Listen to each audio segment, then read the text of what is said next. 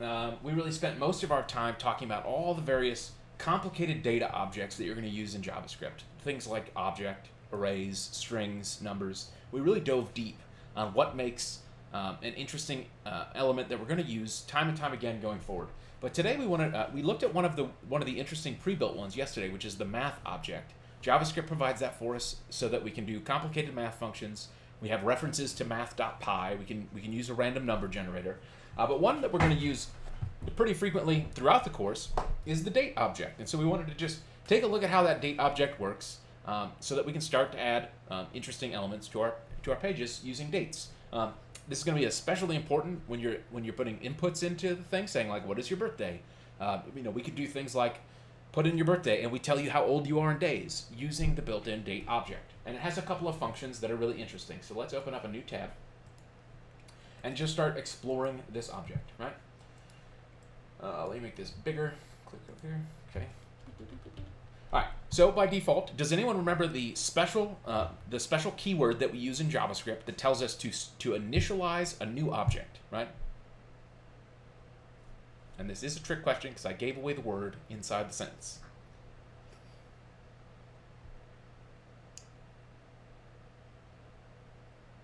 It is one of our special reserved keywords that we looked at on Monday. New? Yeah, new. So just like with when we wanted to make an array, so like var r equals new array was one of our choices. This is going to create a brand new array object. The date object works this way as well, right? So we can come into our console and we can say var, date equals new date, right? And we use the function open and close function here. Okay, so our dt variable is now a date object, and by default, the date object is going to just display the time. It is because this has a toString function that is going to return that string. So when we're typing dt in our console, the console is smart enough to say, okay, we want to explore this object. Let's use let's call the toString method. Okay, so dt.toString is doing the exact same thing as what we do when we type here. Now, if we wanted to take a look at all the individual properties of this date object, what would we do? So like, if we wanted to get the year, for example, this has a whole bunch of functions on here, like get year, right? Which is going to tell us 121, which doesn't make much sense, right? Why would it say 121 here, do we think? What does get month give us? 5. Are we in the 5th month or are we in the 6th month?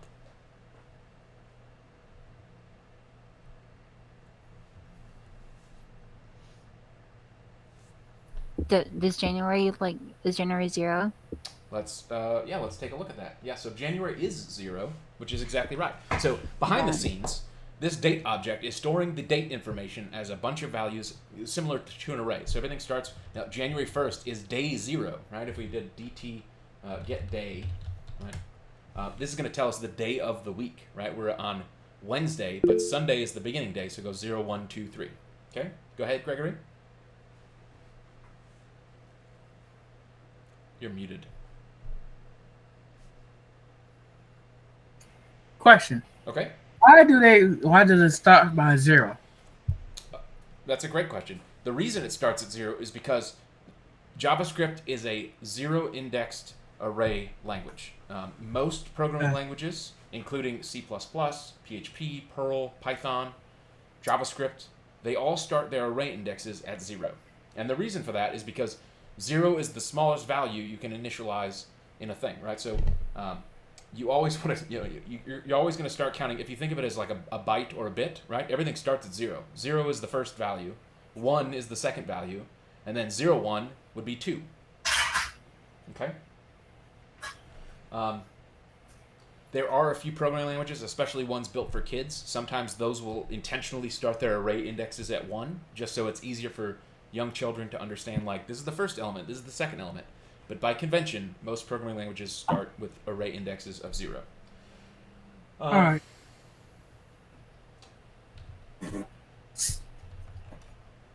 We also have get full year, right, which gives us that actual string value that we're looking for, okay?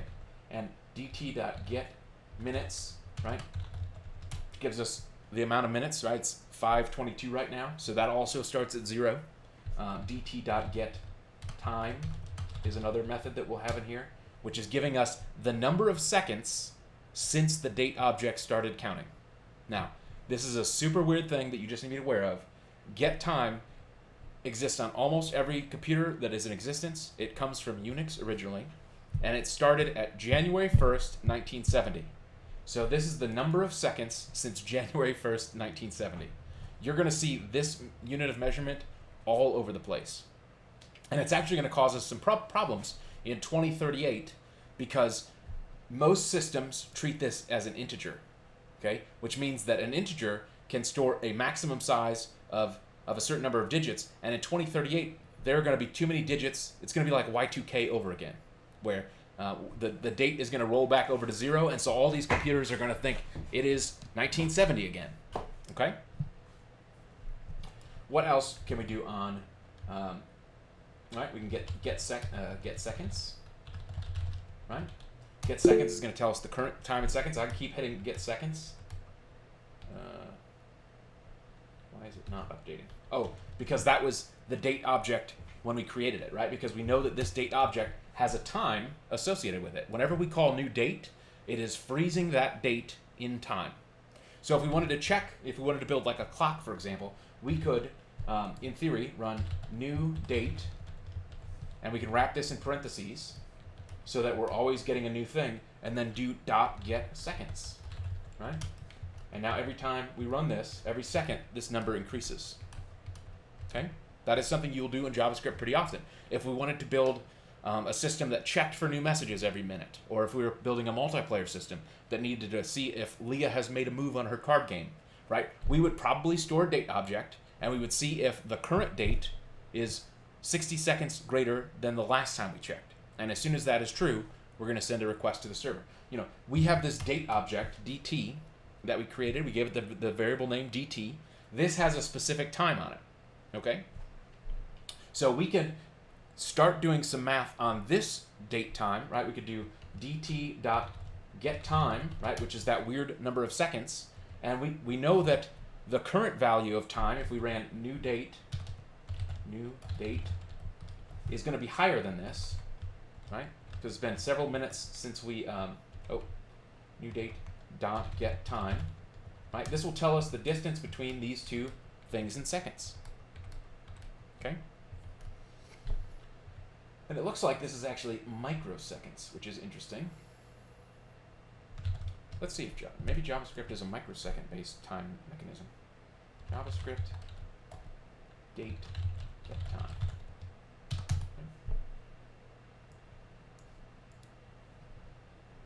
Okay, yeah. So this is milliseconds, right? So this is even worse, right? We were talking about this is seconds since this happened. This is actually milliseconds, which is divided by 1,000, right? So if we went back to our page, oh, I just left it. Right. So if we do new date dot get time, right? This is we would actually have to divide by 1,000 to get the actual seconds, right? So if we do var dt equals new date, and then we do var new date equals new date. Okay, we've got dt as that, and new date is this, right? So it's 3 seconds later. We can actually do dt dot get. Let's do new date dot get time minus dt dot get time, right? And then divide by 1,000.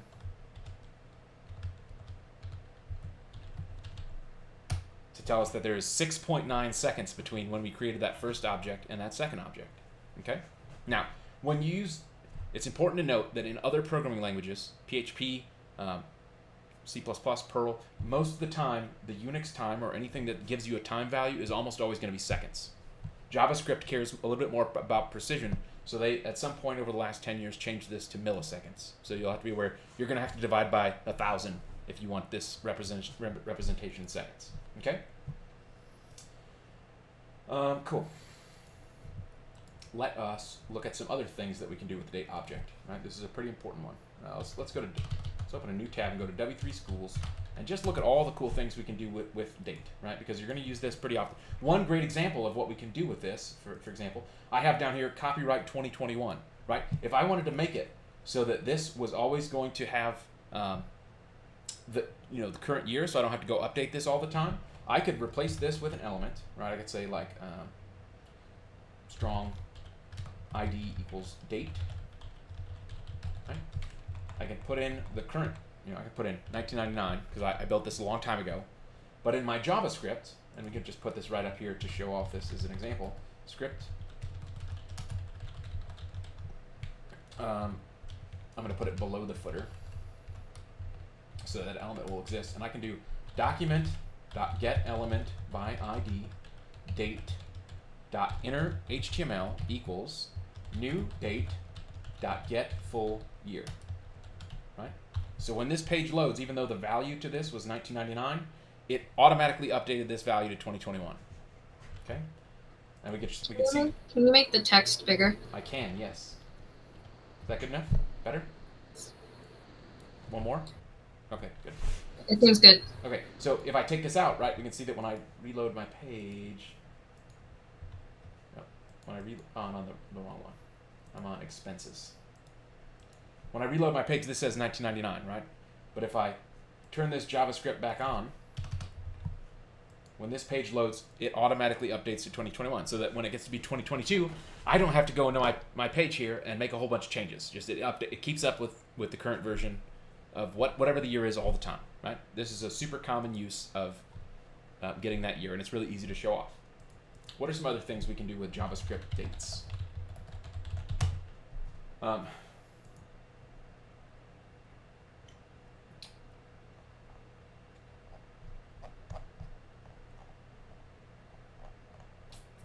Okay, yep, this is a good one. So when we've been looking at these dates so far, right, in here, when we call new date, by default, it's giving us the current time right now.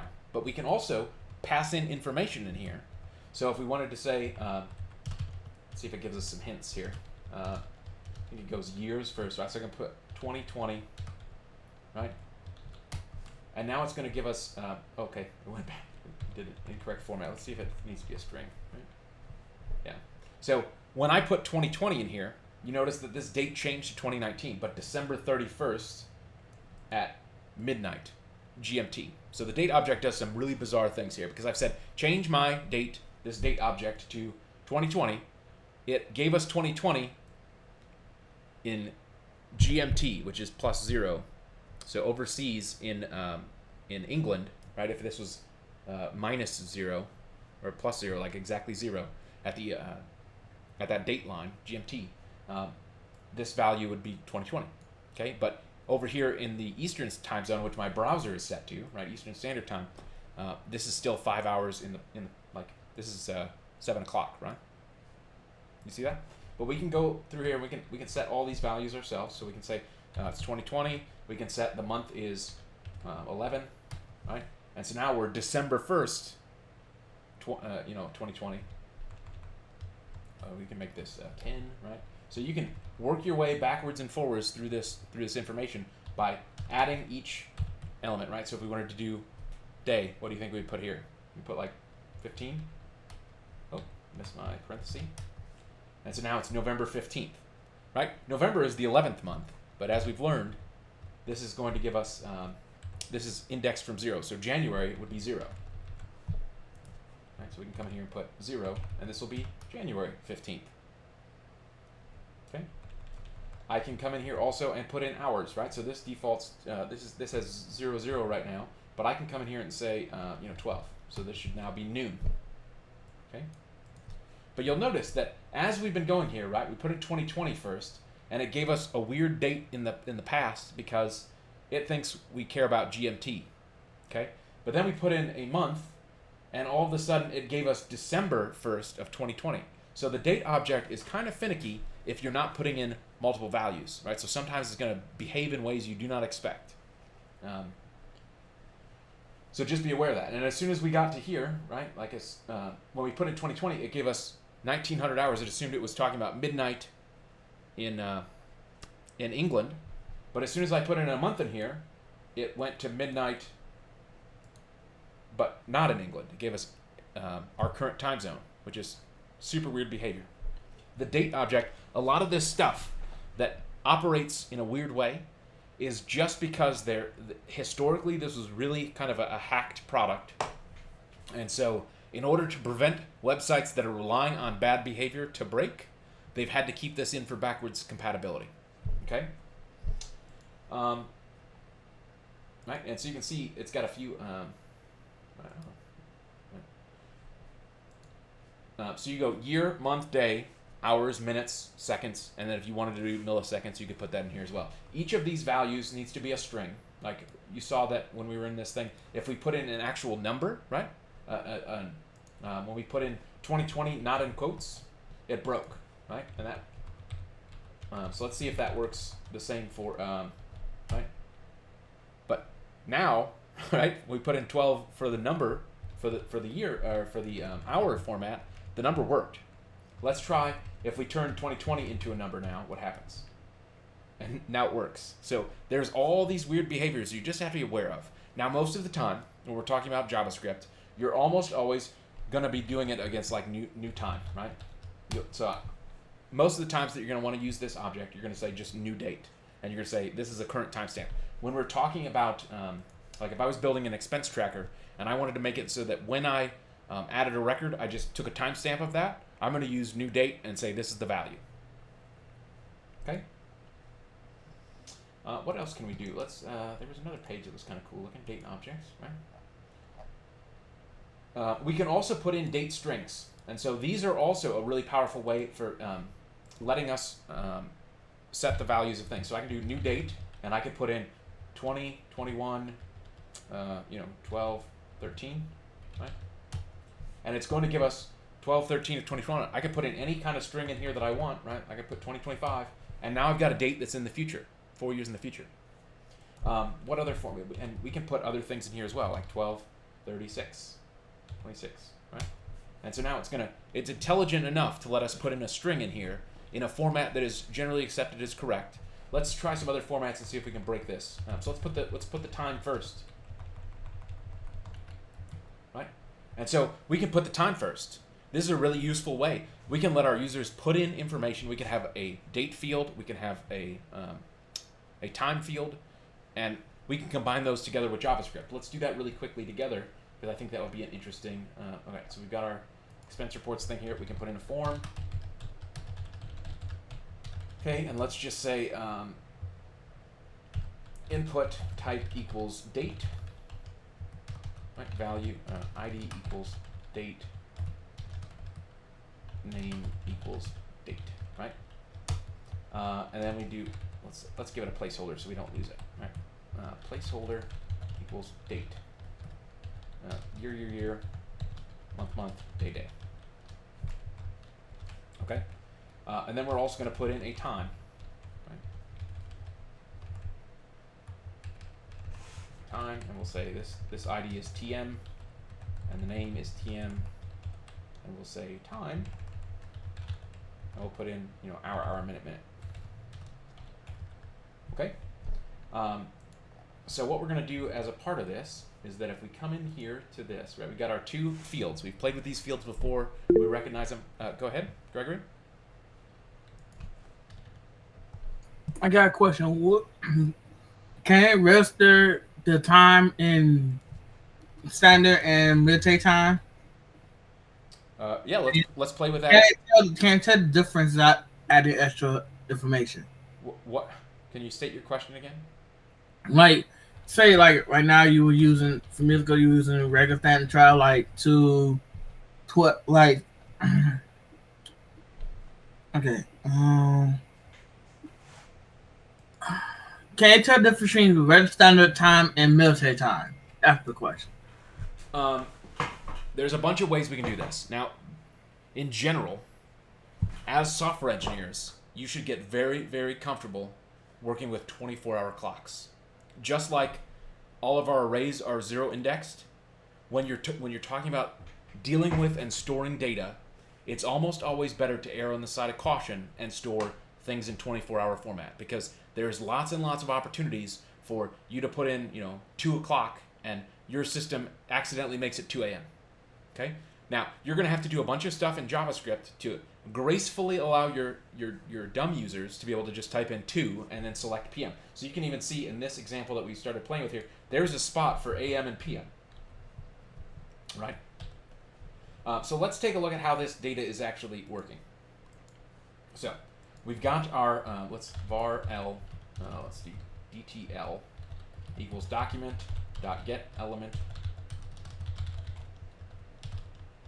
by ID DT, right? So that's our date element. Okay? And then we're going to get our time element, TM. Right? TM. Oh, I should have done TMEL. Alright, TMEL. Okay? So we got a date element, we have a time element. Let's get the values from these elements so that we can play with them, right? So let's put in a date here. Let's use the little selector, right? We got this beautiful little JavaScript thing that pops up, okay? So we've made it 6:22:21.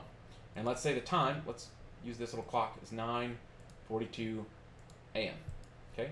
So we can do DTEL.value, right? This is what is actually being stored behind the scenes. This format that's here, 06:22:21, JavaScript is smart enough to say, like, this is a pretty interface for users, but this is the format that we actually care about. This is called the ISO standard, right? So it goes from year, month, date. It goes in order of largest unit of record down to smallest, okay? So year, month, day, hour, minute, second, millisecond, nanosecond, if you're going to work on, scientific, like atomic clocks and stuff, that format is always a safe method of storing and working with dates. Now, most users do not like to see dates in that format, so we give ourselves the ability through localization to say the American standard for date is month, day, year, and then time is 9:42 a.m. But if we look at TimeEL.value, okay, it has 09:42. If I make this PM, okay, it automatically has converted us to military time, 24-hour clock, 21:42. This string, right, TMEL.value plus space, DateEL.value plus space, right? This string, we could put this directly inside new date, and now we're going to have a date object that we can do date math on, right? So we have, if we assigned it to a variable here, var user date equals, right? So now user date is that object, and we can run get hours, and it's going to tell us 21. We could do get user date dot get year, right? And that's going to give us 121, right? That's super weird, right?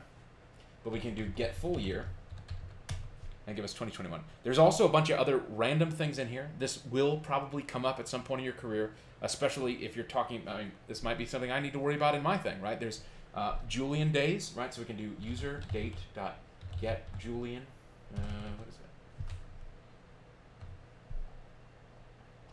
It's not in here. Get day, right? 2.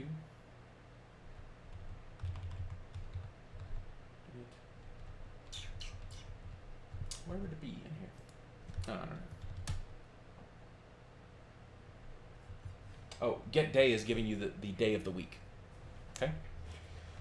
So how would we? How else are we going to use this this object, right? So we've now got a format.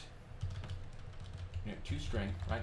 This is a ISO formatted date that we can use. We can store this kind of information in our database. There's a whole bunch of things that we can do with this object. Let's try. Let's play with some math on this, huh? Is there any really good examples that would let us do some math? Oh, this is another good use. Let's talk about this before we go forward, right? So if we wanted to get a date that was just some time in the future, and we knew how long that time was, right?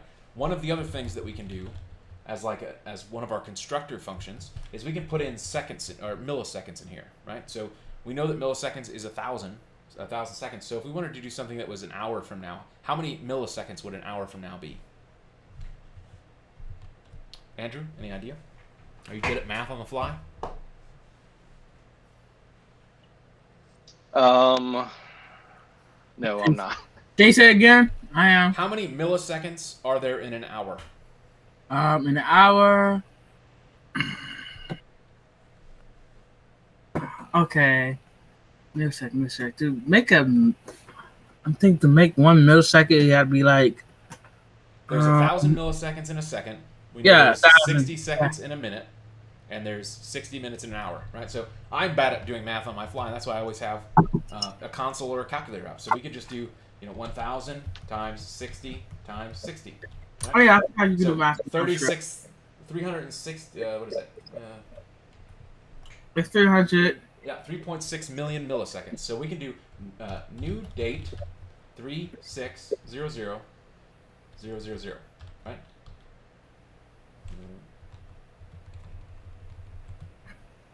Why did it give us a weird date? Oh, that's from, this example is lying to us. Oh, yeah. Plus, so, okay. Okay, so this is milliseconds plus, okay, but we can also do this. Check this out. So I was telling us to go down an incorrect path because you can do this in another programming language. We can do, I think, new date plus 1 hour. That didn't work. Plus 1. Let's try this. No. Why would that? You can see how this date object is super weird. Like, why would plus 1 give us January 1st, 2001? That doesn't make any sense at all. Plus 100. Let's see what that does. Oh, wow. Oh, now we're getting weird dates. Oh, because it's putting in the year field. All right, that makes sense.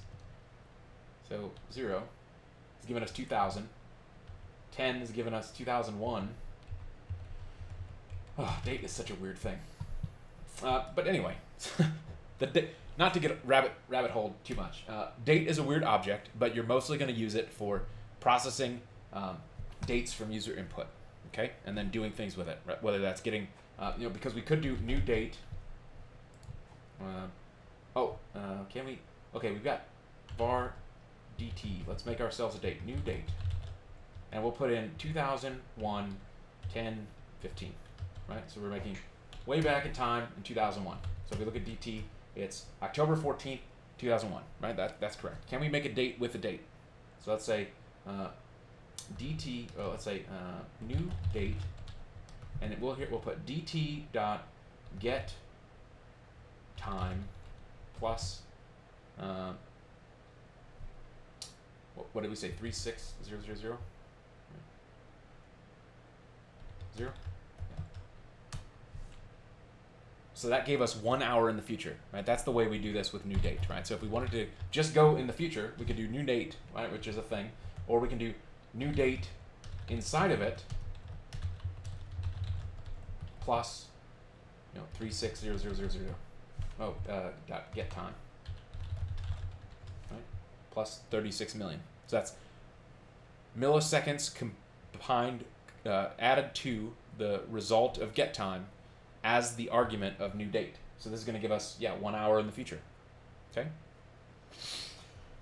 So everyone kind of tracking. Date object is super weird, but it has a whole bunch of methods in here that are useful for when we're processing dates and things. Because as soon as you turn something into a date object, like in user input here, then we can start to do math on it, and it understands things like, okay, well, if we added, an hour to December 31st at, 11:30 at night, 1 hour is actually a brand new year. Right? It's going to track all those fields for us.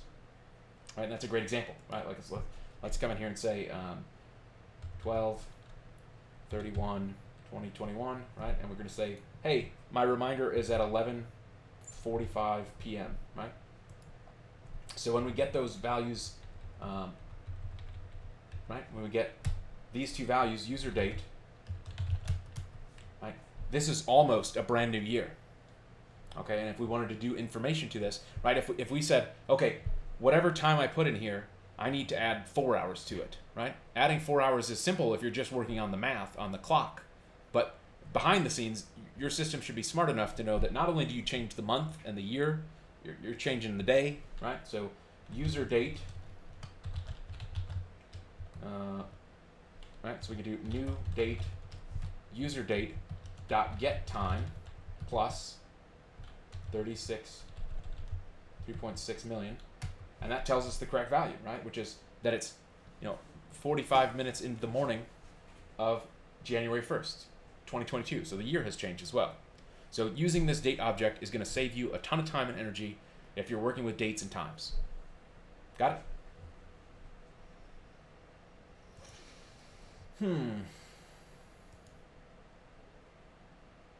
Yeah, we covered all those. Cool. Do we want to spend any more time on date? Play with some more examples, or do you guys feel like you have a pretty good grasp? Like, it's a weird object, and it does a lot of things really, really stupidly, and there's no getting around that. Most of the time when I'm using a date object, I'm going to fiddle with it in the console until it works. So we want to run through any more examples. We want to try some experiments. The next thing we're going to learn is conditionals, and it's going to blow everybody's mind because we've already been playing with this. Okay. I will assume that we're good. It is 5:49. Let's take our first break. Let's go. Let's get back at like 6:05. Okay. And then we'll dive into ifs and elses and switches and all kinds of fun stuff. Cool. Huh? All right. So we have been learning all of the functional elements of JavaScript. What are objects? What are arrays? What are we've been exploring Boolean values, things that are true or false. But now it's time to like dive into how we're actually going to be using this to make things interactive and make them interesting. So I'm working here in this JavaScript file that is attached to my project. I created a variable that is set to true, right? And we can have a couple ones, right? So let's do bool. Let's do var first equals Eric, right? We'll do var age equals 37. Do var negative equals -1, right? And then var 0 equals 0. All right. So if we just wanted to log something to the console, we've played with this before. I can log var bool, and it's going to instantly log true. But what if I only wanted this to log, if I wanted it to say the word true, if the value of bool was actually true, right? We've played with this before. We've kind of done if bool, right? Console.log, yes, this is true, right? Let me make sure we put our semicolon at the end. So this is going to run, okay? Because this condition is true. If I make this false, you'll see that nothing has logged. Okay? So anytime you have an if statement, the if conditional is checking to see if the value or values in that statement are true. We've also kind of played with some of the other truthiness of JavaScript, some of the weird stuff, like the fact that if I check the word first, right? First has the word Eric in it. That is going to show up as true, right? Because there's stuff there. If this was an empty string, right? Empty strings evaluate as false. Okay. We can do the same with numbers, right? If I say age is evaluating as true because 37 is a positive value, and yes, it exists. We have also learned that there's some weird things, which is -1 evaluates as true. This gets us into trouble from when we were checking things in our index, our arrays yesterday. What was the function that can return a -1 if it doesn't find the information inside of it?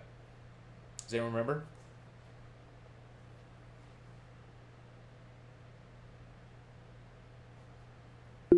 Andrew. When we were checking to see if something existed in a string. Yeah, in a string or an array, right? So we can have an array, 1, 2, 3, right? There was one function we could call on R, on this array, that would tell us if something existed or not, right? It would tell us the location. Remember that function?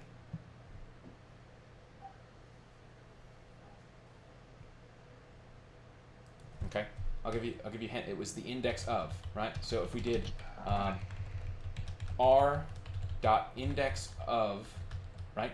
Let's say the number 1, right? That's going to evaluate as false because index of 1 is going to return 0, right? If we do console.log r.index of 0 or 1, right? this is going to return the value 0, but the problem is 0 is a false value for us. Okay, so even though the thing we're checking to see if there's the number 1 exists in this array, but if we put any other number in here, like we put 2, we'll put it in both places. All right, so we can see 2 is at index position 1. It's the second element in this array, and that shows up as true. We learned about another function that exists in arrays that gives you a true or false value instead of this, right? Because if we picked a number that was 5, there's no 5 in that array, right? That's still showing up, yes, this is true, because 5 is giving us this value, right? -1. -1 is still a true value, right? What was the function we did on an array that would just say yes or no? Can you remember?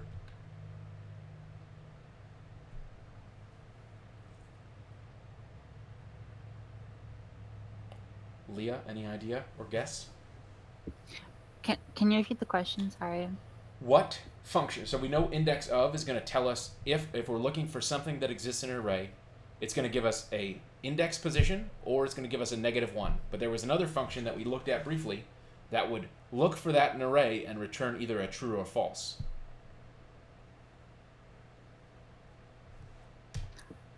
I don't remember. That might have been when my internet was out. Oh, okay. Yep. It includes. Right? It's array.includes.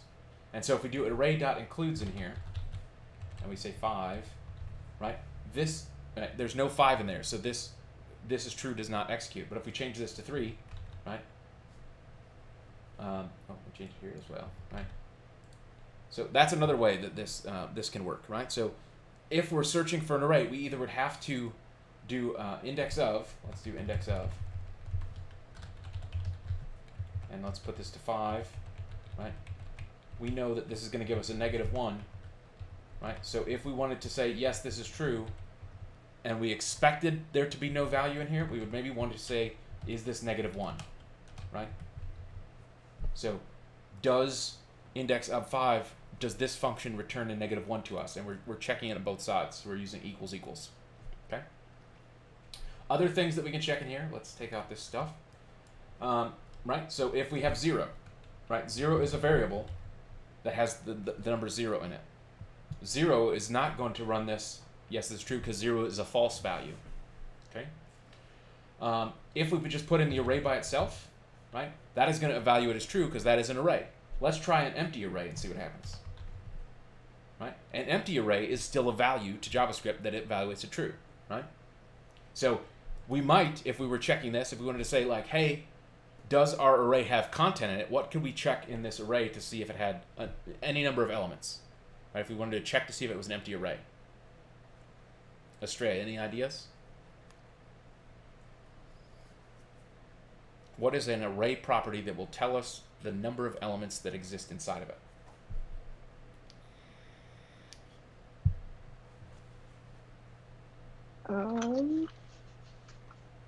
Definitely cheating, going through notes.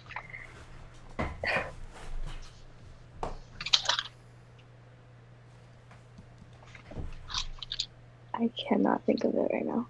Okay. It is dot length.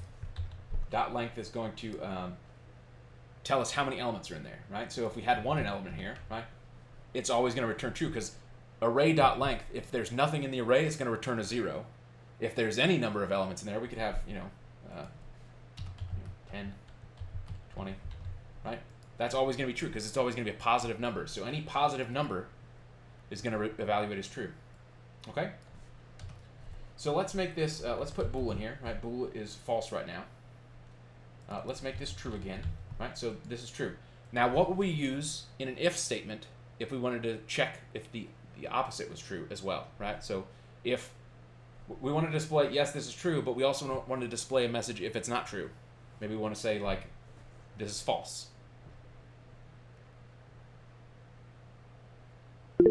Andrew? Else, and then another statement saying... Yeah, that would be one way, but by default, right, so we'll get to the else if, right? chaining things together, by default, this is the false, right? So I can say this is false. Okay? So but the bare minimum structure that an if statement can have is A, it's either going to be, I'm going to check the true value, so you can have it on its own like this, or you'll sometimes want to do the true and the false. Okay? So yes, this is true. If I make this false, right, this else is going to operate. Now you were mentioning the second part, which we're going to get to now, which is you have the ability to say else if, right? So I can say else if bool equals Eric, right? Or I can do, let's do first equals Eric, right? Because I can evaluate any expression I want in here, and we've got to give it a bracket. We've got to give it curly brackets. And so now in here I can say console.log no, but his name is Eric, right? So bool was false, but then it checks else if first equals Eric, which it does, but if I change this to Andrew, right? Now it's going to go to this is false. Now, the important thing to note is that you can chain any number of else ifs in here that you want, right? So I can say else if first equals Estrella. Holy moly. My fingers do not want to type your name for some reason. I can say console.log no, her name is Estrella. Right? So it's still getting to false because we have Andrew in here, but if I change this to Estrella, it's gonna, this one executes. So it checks each and every one of these conditions on down the chain until it finds one that's right. And then as soon as it finds one, it stops executing. If I change this to Eric, right? Eric is gonna be, that's true, right? Nobody's name is Eric is gonna be the thing that executes. But none of these other ones happen. We could check in here, like for example, I can add another else if, and I could say age equals 37, right? That's going to be true. Okay, and I could say console.warn the age is 37, right?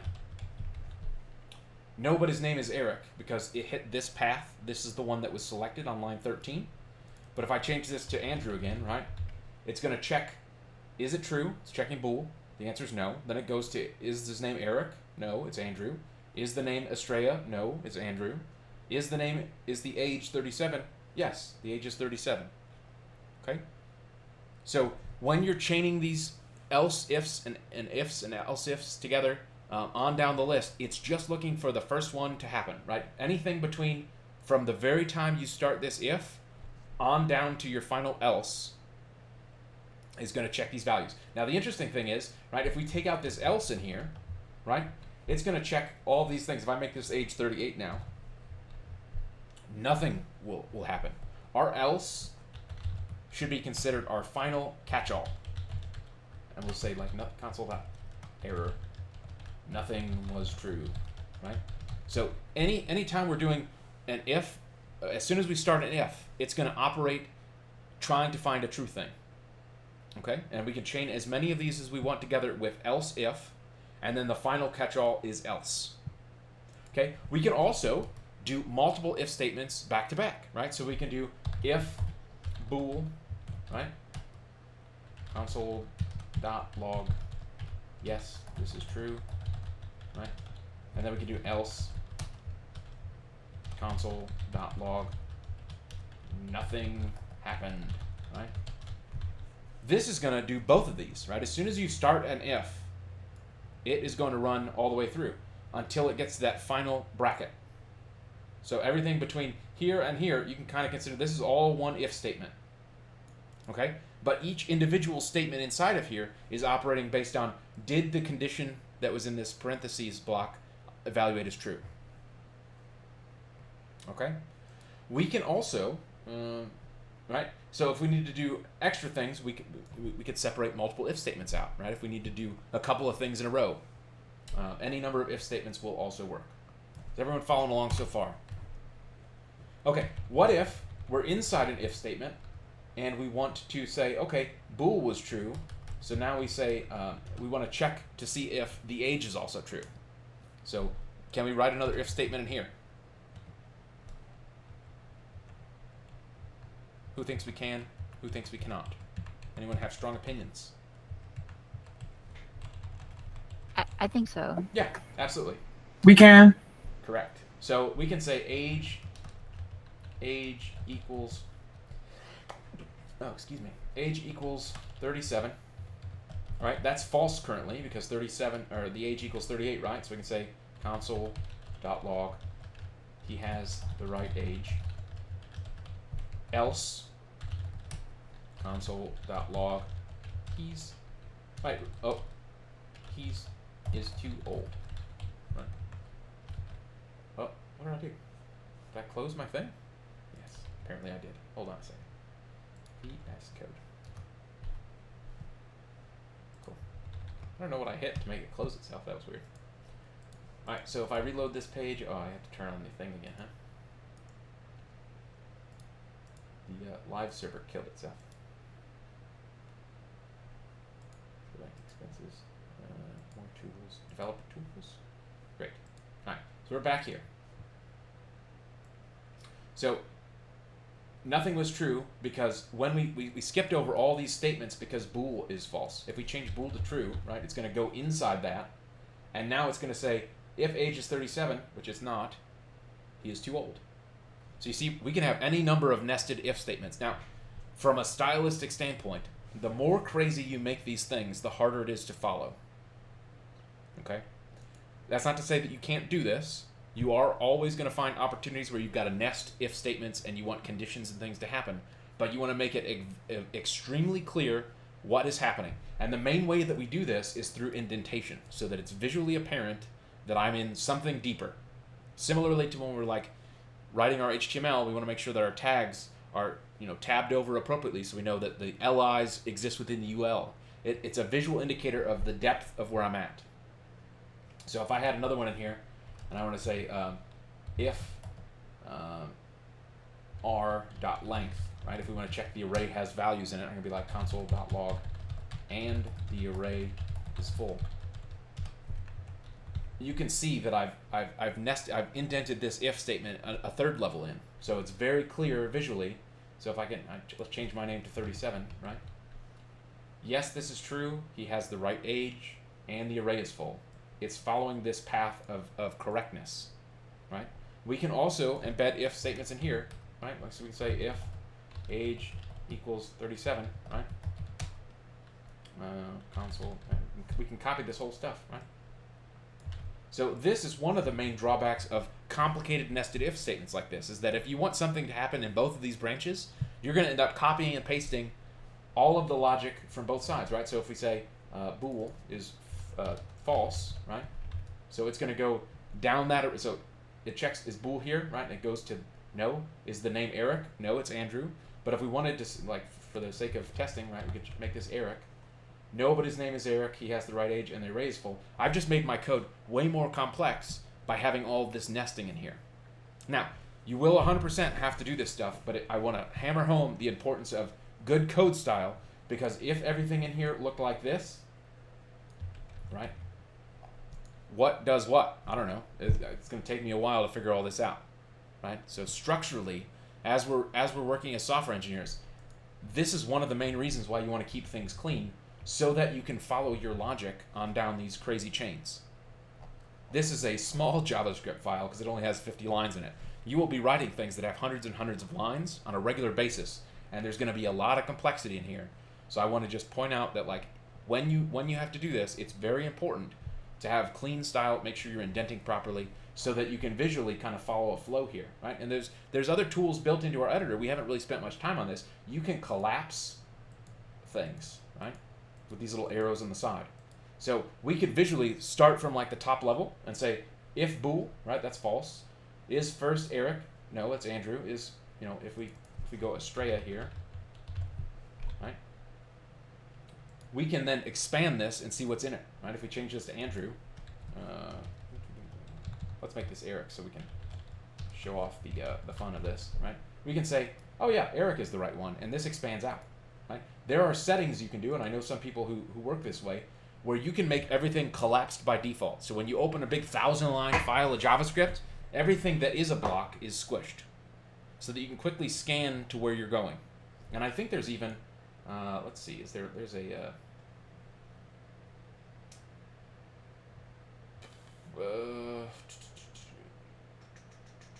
there's a function in here, at least there is on some editors. Let's see. Close, expand all blocks in VS Code.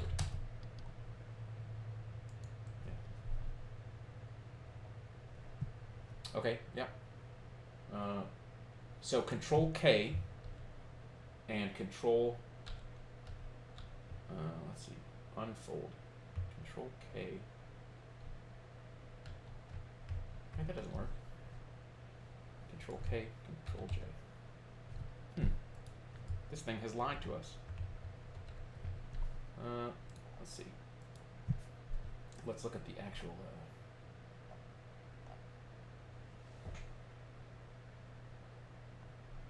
Anyway, I'll have to find it. I don't want to waste your time while we look around together. But there is a way to just expand or contract all of these things that are collapsible. But that is one way you might want to think about, when we're working with complex objects like this. Be aware that these little arrows pop up on the left, just right next to the line number, so that you can quickly kind of see what's happening. It's one quick visual way to show, if this is 100 lines long, and this goes over, our great example here is that if I loaded this file for the first time and I'm in here, the end of the line of where all this stuff is happening is below the bottom of my screen. So I might want to just start collapsing these so that I can see it all at once and get a sense of how this flows. Okay? So that's ifs and else ifs, right? So what Estrella, since I've used an example a bunch in this thing, what is the else block for? What do we use this for? That's so something comes up on the console when it's false. Yeah. So if the if statement isn't true. Yeah, it is in terms of like an if statement, it is exactly that, which is like any other scenario, right? So if we wanted to do, as a simple example, right? So we do if age equals 37, right? That is going to be true. Else is going to do literally everything else. Age could be 38, age could be 50, age could be 1,000, it doesn't matter. Age could be 0, -1. It's anything that is not this being true. So this is, I like to think of else as this is the catch-all, right? Like if you're thinking of it as like a sieve where only the true stuff, or like, you've got like a sieve where like you put rocks in and you want the small rocks to pass through. Anything that's not small enough to pass through is going to get caught by this. So this will catch everything else. And then we can use else if to continue putting in results in here. Everyone tracking? All right, the next one we want to take a look at, let's make, right, is that this can be multiple things, right? So we've said, bool, right? That's a single value. This currently said, let's say console.log true, right? So this is showing up as false. Let's just go, let's take all this out. We're going to comment everything out so that it goes, gets out of our way, right? So bool is currently true. Let's make this true, okay? We have some, this is where we start getting into some Boolean logic. And Boolean means like operating on true and false statements. So we have a couple of special operators here, right? So right now this says true. The first operator we want to look at is the not operator. So anytime I'm working in this value, right, this bool is true, I could put an exclamation point in front of this, and it takes whatever this value is and does the exact opposite of it, right? So now this is false. Let's show this here, right? Console.log false, right? This not operator is extremely useful. You're going to use this pretty frequently, right? Let's play with it over here. You can do, not true, right, is false. Not false is true. Let's try not 1, right? That's going to give us false because we know that 1 evaluates as true. We could do a string, right? Because we have empty string. If we did this, if empty string, right? Whatever, right? True. Right? So nothing happens because empty string is a false value. But as soon as we turn this into a not empty string, it finds the opposite of this, right? So the not is really useful, especially when we're talking about user data. If you're checking inputs and stuff, we know that an empty string evaluates as true. So if we had an input where we said put in your name, if we say if they've provided a name, do something with it, but the string is empty, so it would be a false value. If we wanted to force it to check that it was a false value, we can always override this by saying not whatever, not single quotes. We can also do, right, we know 0 is false, so putting an exclamation point in front of it makes it true. Okay? That's the first one. Everyone follow along with that one. Okay? Any value you put in here with an exclamation point in front of it is going to do. So this is a really useful one, right? Because we were talking about JavaScript makes things extra hard on us by treating things as true or false just based on a bunch of random criteria. We can force it into a Boolean true or false by adding it. So this would be actually changing its type to true or false. So a great example is if I had the word Eric in here, right? This is a string. Eric is true, but I can make this a Boolean by saying not. And I can also make this a double Boolean by saying not. So I can turn something into a yes or no by saying not. True or false. Okay? And then I can do that. I can train this all the way down. I can say not if I want it. Right? Now it's false again. Not. Not. Right? And you can see it's going between true and false every time I add one of these extra things. JavaScript is crazy. And you can do this in a lot of programming languages because the exclamation point says whatever comes after this, whatever value is next, I'm going to do the opposite of that. I'm going to say it's not that. Okay? All right. So that's the not operator, right? So bool is true. Let's get back to where we were. It echoes true. Now we can also chain requirements together using and, right? So I can say bool. So before down here we were doing if bool, and then we have another if statement that says if age equals 37. I can combine these in one single statement and say age equals 37. This is still true. I can also cancel out of this by saying, right, not bool, because when we use this ampersand, this is saying and. It means both conditions have to be met. Both. If any one of them is false, right? If bool is true and age is 37, we're good. If I change this to age and make it 38, it becomes false because both sides are not correct. You can chain any number of things in here. I can say first equals Eric. Right, that's false. But I can come in here and say age equals 37. Now, what you're generally going to want to do when you're working with this kind of complex statement is you want to make your most frequently changed value be the first one. This is primarily for performance reasons. If you're, sometimes you will check, in the real world, you might be checking like, has the button been clicked? Have we gotten a return from our database yet? But it only matters if there's like a check for updates button that has been checked, or like a checkbox. That one is never going to change. So you'd want to have the first value be this, so that the browser can check first, and then if that is true, then it checks the second part. So it doesn't even start evaluating what's at the end of this line until it goes right in order. Each condition has to be met. So for performance implications, like you want to put the easiest to check first, the second easiest to check third, and you'll get a sense of that, especially when we start doing some of the back-end stuff. Like when we start using if the database has returned information to us yet, right? That might be a slow thing.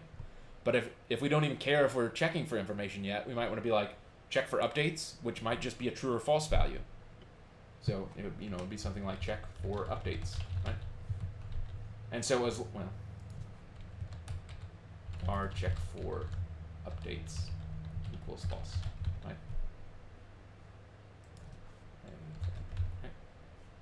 So this lets us control, like we might have something that takes 40 seconds to run in here. We would want to have the quick thing first, because otherwise it'll cause the browser to be slow and be not performant. Okay, so we learned about and. We've kind of been showing this off up till now, but we haven't really talked about it yet, which is we've been saying first equals Eric. Okay, The reason we use equals equals, this is Boolean equals. It means evaluate that they're true. If we put first equals Eric, what is going to happen, do you think? If we just put one equal sign here. True. Let's make this first is Andrew. Why does it say true now? That'll change the value to Eric. That's right. Eric now said, if we type it in here first is Eric. Equals, a single equals, is an assignment operator. We use this for all of our variables. Boolean equals is equals equals. So there's a trick here to prevent you from making mistakes that are really hard to track down, which is you always want to put the constant value first. So if I go Eric equals equals first, right, that's going to be false. If I accidentally typoed and I said Eric equals first, we're going to get an invalid left-hand side in the assignment. This is a crazy way of saying we've prevented you from trying to use this string equals first. So it's a good, when you're checking values on things, you might want to always put the value first. I'm guilty of, I'm pretty good at knowing when I'm typing equals equals, but I have wasted probably 30 hours over a 20-year career hunting down, the opposite of this. Where I say first equals Eric, right? Where you just typo and you misspell it, you get working down, you think everything's good, and you go check your page and you're like, oh, well, nothing works. And this might have been something you wrote 2 hours ago. And it looks correct, like at a glance, but you have to know that equals equals is the right one. So the trick that we want you to be aware of is you can always do this, right? First. So that if you ever make that typo, you're going to get a crazy warning. The problem with the other way is that it's going to silently look like it's working. It's going to throw no errors, right? So first equals Eric, right? But just now our code doesn't work, right? That's especially true like when you're in one of these like big nested, a bunch of ifs strung together, right? Because any one of these if statements could be the cause of that kind of error that has happened silently. Because if I had, age equals 37 here, right? We run this one again. Let's make age 38, right? And we'll take out our bottom, right? So, yes, this is true. He has the right age. The array is full. I'm thinking, oh, this code is perfect. It worked exactly like I thought. I wanted it to print these paths. But then if I change age to, 39, right, or some other number, it's still showing up as correct. And I might not find out this is a bug until a month later when somebody's like, my age is 40 and it's telling me happy birthday. Right? We could be checking like, we learned the date object today, so we could do var date birthday equals new date. Let's do 1984 0 to 13. Right? This is my birthday. If right, like I might be able to say like if new date. Let's do birthday dot get month equals new date dot get month and birthday dot get day equals or get date equals new date dot get date, right? So this is going to check to see if my birthday, which is 1984, if it's February 13th. So this should always be false. Console.log no birthday for you, right? And then we can say else console.log happy birthday. Oh wait, I got this backwards, don't I? Right. So let's put this up here. Right. So if the dates match, it's my birthday. Otherwise, it's not.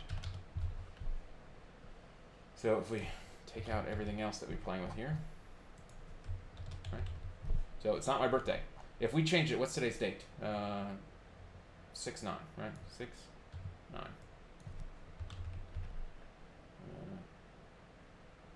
What is new date? Get date. Right. New date. Get month. 5. Oh, okay. Why is this wrong? Birthday dot get month equals new date dot get month. And birthday dot get date equals new date dot get date. Oh, I have to wrap these. Right.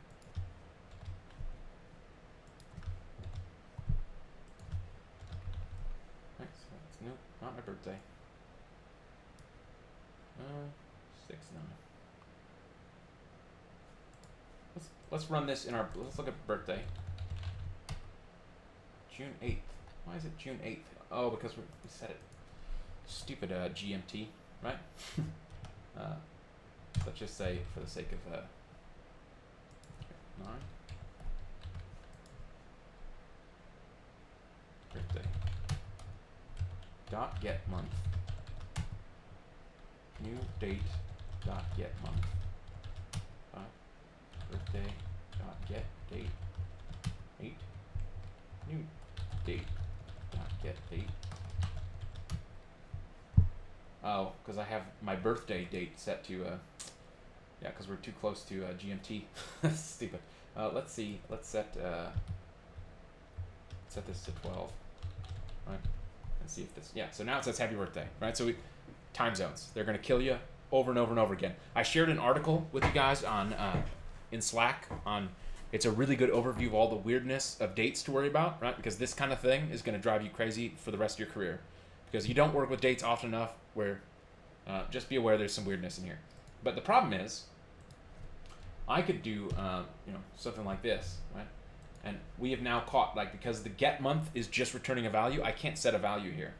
But if I was working with a string or something, or a variable, right? If I had var month equals birthday dot get month, and if I did var date equals birthday dot get date, right? If I do month and date here, right? Everything's great. It says happy birthday. It's my birthday. But you'll notice that it's going to say it regardless because I'm doing an equal sign here. If I change this to 5, right, last month, it's always showing me my birth date because we have used the assignment operator on the month. So we could fix this by making this first, right? Equals month, right? So that equals is technically incorrect, and it's going to tell us that problem, right? So whatever value we want to compare it against, we want to make sure that whatever is unassignable is on the left-hand side. So something that's coming back from a function or a string, age, all those things. Everyone following along. But you can also see how we've chained two things together. We're saying, is the month the same and is the date the same? We're doing that with the and. Okay? Now we could, right? So the month is wrong here. We said our birth month is the 5th. We're in the 6th month. So I said it's May 9th, not June 9th. We have another operator that is called or. Okay, so remember we were talking about both of these have to evaluate true? Well, the or operator is two pipes. The pipe is, the straight up and down one. It's usually right below your backspace key on most of your keyboards. So shift, and then the one that's right below it. It's a pipe. And this is going to say if either is true, do this. Right? So now it's going to say happy birthday, even though the month is wrong. So this is another interesting thing we can do, right? So if we want to check two things and we don't care if they're true, we can say if true or false. Right? It's the same as that. Console.log or. Right? Whereas this is if true and true. Console.log and. Okay? Or an and. Now, getting even more complex is that you can chain all of these together at the same time, right? So we can say if true and true or false, right? This is going to be true because anytime we put something in parentheses like this, anything that is in the parenthesis is evaluated as a single statement. We've been doing this. We kind of did this as an example here. We're saying new date, run the new date object, and then run its function on it. Okay? We can do this with math, right? We're talking about parentheses. We're saying, when we were doing math yesterday, we can say like 5 times 10 times 5 plus 6, right? The 5 plus 6 is going to happen first because it's inside of parentheses. This is a valid statement. We can put anything, and we can have as many in here as we wanted, like times, 13 plus 6, right? So 13 plus 6 is first going to run. Then it's going to do 5 plus 6 times 9. Or it's going to do 13 plus 6 times 6 plus 5. And then it's going to do times 10 times 5. So anything we ever put inside parentheses is a statement. And that's why this is here as well, right? This is the statement that the if is evaluating against. So we can nest as many in here as we want. And so in this example, we're saying true and true or false. So this is going to run, right? It's going to say console.log true. True and true or false. True and true or false. Now, if we do an or, one of them has to be true. So we can do false or false, and that disappears. So it's saying true and false or false. And false or false is going to evaluate to false, right? If we do false or false, the answer is false. False or true is true. It's going to take one of those, hoping it's true, and turn it into a thing that is evaluated. Okay? Now, what if we wanted to do not? Right? So we learned about not already, right? That was the not true, right? So if we do if not true, this is the opposite, right? It's always going to be whatever the opposite is. So the console.log, this will never run, right? Else console.log not true. Right? So not true runs. Oh, let's make this one run. Okay. So not is gonna opposite this, right? So we could do right. We have false in here, so we have true and false or false, but we can not this and say or not false, right? That's the basics of Boolean logic, right? This also operates on all the other things that we've been doing, right? So you know, the true values. We might want to run some math in here, and we might say 5 times 10, right? And this is going to be true because 5 times 10 is going to be 50, which is a true value. Anything we want to evaluate in this expression, as long as it's a true or false type of value, it's going to run whatever's in between these two brackets. Got it? Gregory, go ahead. Okay, I did have I'll explain it. When we use let's say you're one of your variable use words. And like any type of it ain't just regular numbers, it's just like word patterns. And how will you make that variable that uses letters and words and letters as a true and false? Okay. Yeah, so we did this up here when we were playing with the names, right? So we have a variable that's called first, and it has the word Andrew in it, right? So if we did if first, right, that's a variable, console.log, the name is, right, plus first, right? So the name is Andrew, and this is running because if is checking to see if there is a value in here, right? If we didn't have a name, if we hadn't put one in yet, right, that will never run because first is false. And we can come down here and we can say else console.log, the variable first has nothing in it, right? And that's going to show up right here. The variable first has nothing in it. Okay, does that answer your question? You wanted to know how we would use variables in here that have words? Yeah, cause that was one of the homeworks, and I couldn't figure out how to get that right. Yeah. So this speaks to, like, you have to understand the data types of JavaScript. So all of these are variables. Whenever we use the var keyword, whatever comes next is the name of that variable, right? So we can make any name we want as long as it's not reserved, right? We can't do var because var is a keyword. It's one of those reserved words that is protected. Same with new, right? We can't do new because new is a reserved word. Same with, right? So if I did like Eric,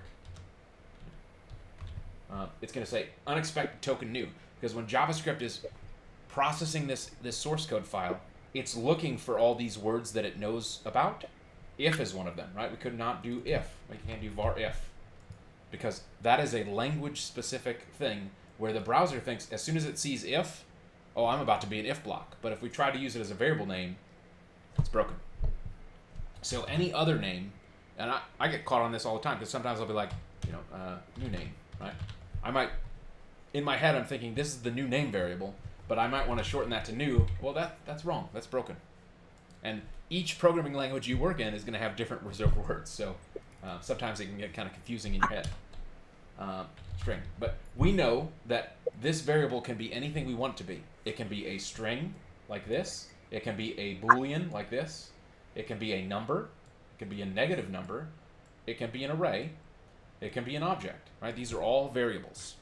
And when we have homework that says, like, create a variable and put a string in it, that's what it's telling you to do. It's saying, you know, make a variable any name you want, but make sure that it has a string. So the string, the parentheses that we put in the word that we put in the quotation marks. That's it. That is a string. Okay, that is a string. Mm-hmm. Okay. And that will be called a string in every programming language you ever work in. So if you learn nothing else, learn that there is a string, there is a number. JavaScript has numbers, but behind the scenes, it's integers, floats, and decimal and doubles. Right? That means it's a number.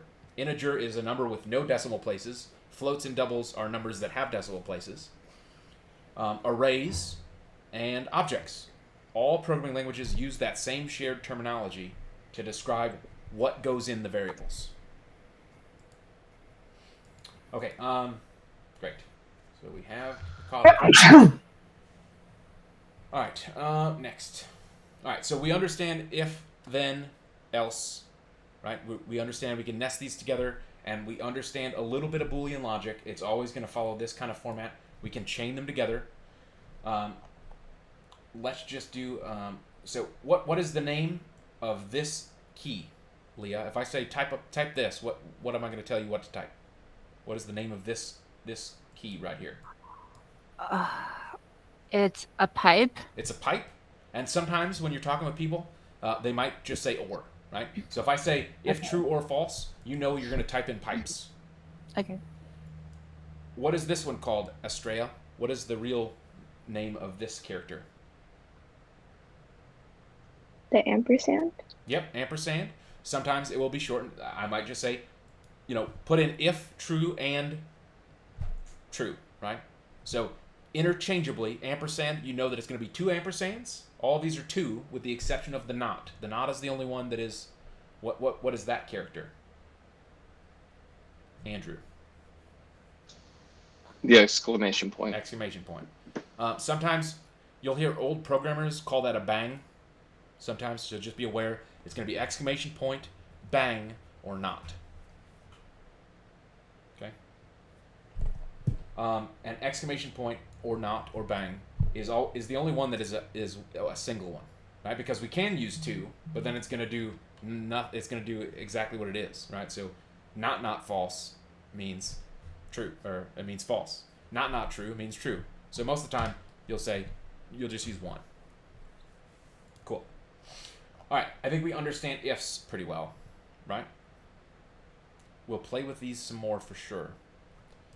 The other major control structure, so these are known as control structures. So there's two big ones, and you're going to see these two big ones in a lot of different programming languages, and they're almost always going to be identical, is a switch, okay? So we got all this cool stuff. So if we wanted to check age, right, and if we wanted to have something like this, right, if age equals, 36, 35, console.log, cheaper car insurance, okay, else if age equals 40, console.log, gray hairs, right, else if age equals 65, console.log, what do we be, like Social Security and cheap coffee, right, start getting some of them sweet discounts. Else if age equals 100, console.log, painful joints, right? So if we were going to check the same variable over and over and over again like this kind of thing is a very messy way to do this. There is a better way, and that better way is, we can walk through this, and we know if we make this 35, let's clear all this out here. Okay, perfect. Right, so we know, hey, cheaper car insurance as soon as I reach 40, gray hairs as soon as I reach 65, Social Security and cheap coffee, 100, right, painful joints. This kind of structure is really messy when you're checking one value against a bunch of one variable against a bunch of values. There is a way better way and a way cleaner way to work on this, and that is the switch statement. So how a switch statement works is super weird, and this is like one of the few JavaScript structures that kind of breaks some of the rules we've been learning, like where we're going to say everything's around brackets. So the switch statement itself switches on age and has brackets, okay? But now we put all of our rules as case. So case 35. And then I indent another level and I say console.log cheaper car insurance, right? And then we use the break statement.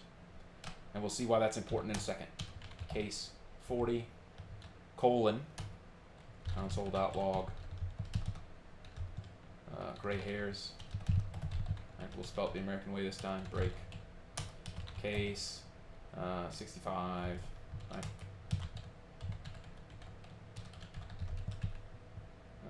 So free coffee. Right, we get free coffee now. Break.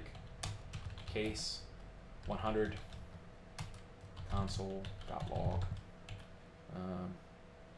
painful joints. Break. Right? So that is perfectly legal, right? So whatever value we have in here, and both of these are running right now, so you can see it over here on the side. So let's move our age variable down so we can see it while we're playing with it. Right? So age is right here. If we change this to 35, great. Cheaper car insurance, we're 65 now. Free coffee or Social Security cheap coffee. We learned when we have an L and when we have an if statement, we have this thing that says else, and we can put in console.log just another year, right? No big deal. If we're not hitting some milestone, we don't care, right?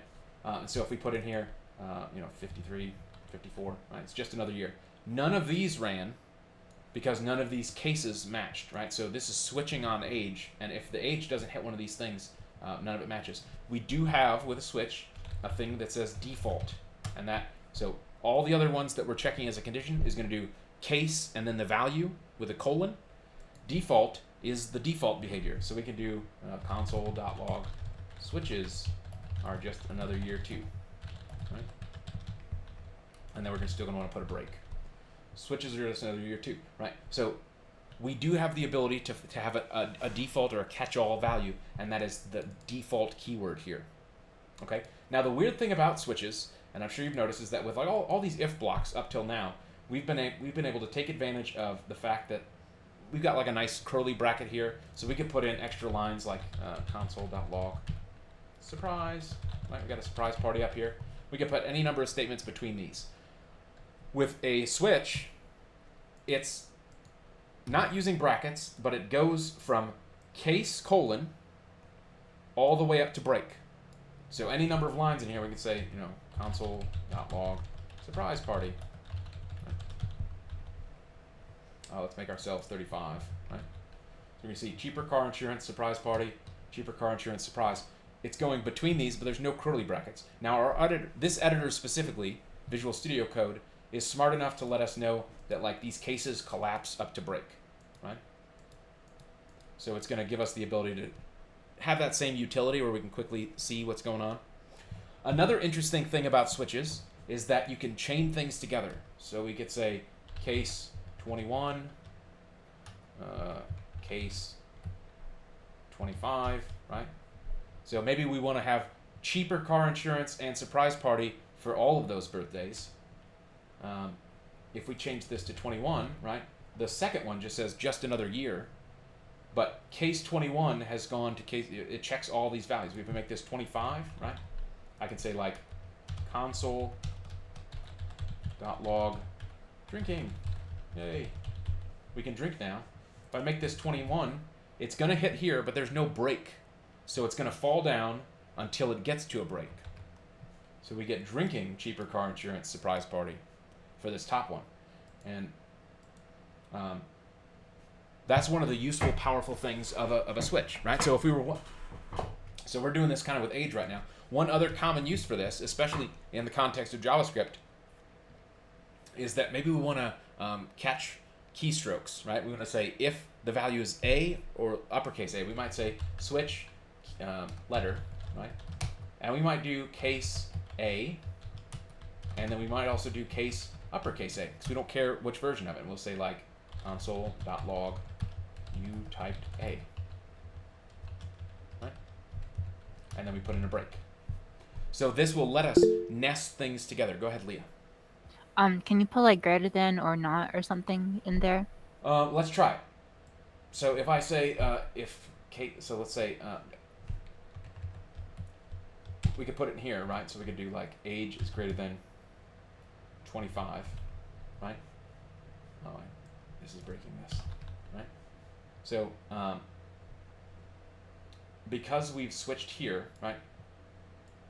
This has not evaluated, right? So if I make this 25 now, or let's make it 26, right? It's always like the default is going to run, but the problem is as soon as we put Boolean logic in here, what this is really doing is saying switch true, right? So this. I meant like in case. Oh, in the case. Yeah. No, you would do that by letting it nest on down, right? So if we wanted to have age be greater than above, like, so that is the difference between those two use cases, primarily, which is if you're working on a single variable where you want to just evaluate what the value of that variable is, switch is a perfect thing to use. If you need to use any kind of Boolean logic where you need to compare it to something or chain a few things together, if is your best way to go, right? Anything more complicated than something like this. But how you will often use switches in the context of programming is when we start building our websites, we might have a page that is like, whatever.com/farm, not frame element, right? Whatever.com/user, whatever.com/pictures, right? So rather than write all of these HTML files ourselves, where we've been writing index.html, we might write something that's called basically like a path handler, and we're gonna take we'll have a variable like path that will be either farm, user, or pictures, and we might just want to go in here and say switch path, and we'll say case farm, right? And then it'll be like load the farm template, break, case user, load user template.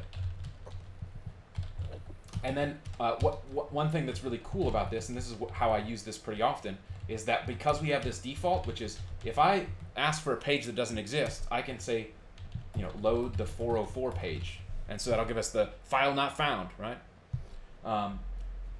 Switch is really useful for when you're just operating, like one value is going to change, and you want to do something based on that value, like age or like a path to a website, right? Okay, we've covered a lot there. Does anyone have any questions? Do you kind of understand how you would use both of those ifs and switches? Let's leave this in here as like an example. They both have their uses, and to me, like artistically, as a software developer, you're going to want to choose the version of this that makes it the most clear you possibly can to someone reading your code. If I see a switch, I know that it's going to operate on a single variable, and we're going to look at each individual value to see what is happening. If I see complicated if statements like this, it's doing the same thing, but it takes maybe a little bit more mental energy for me to work out what's happening. Especially, the computer has already executed this in like a tenth of a second, right? I'm reading this code to say, like, what is this actually going to do if I need to add a new function or a new feature? Okay? So we are writing code for each other and for ourselves. The computer doesn't care. Like, behind the scenes, this is getting translated into assembly code somewhere, and it's really doing like, compare ex, comma. I can't write assembly in here because it's giving me all kinds of stuff. Ex, comma, right? So it's comparing to jump, and then it'll do like jump, ev, right? The computer has turned all this code into a bunch of statements that look like this that are unintelligible, unless you're like really into assembly for some reason. So our code, we're writing for each other. We're writing to be as clear as possible. So pick the version that makes what you're trying to do the most clear. Okay? Any questions? Any other things you want to like? That was a great question, Leah. Can you do Boolean logic? Right. That's one thing you would try, and a switch would make that like case 35 is greater than 20, right? Like 26, right? This is true, but it is not a value of this variable. So this will never run.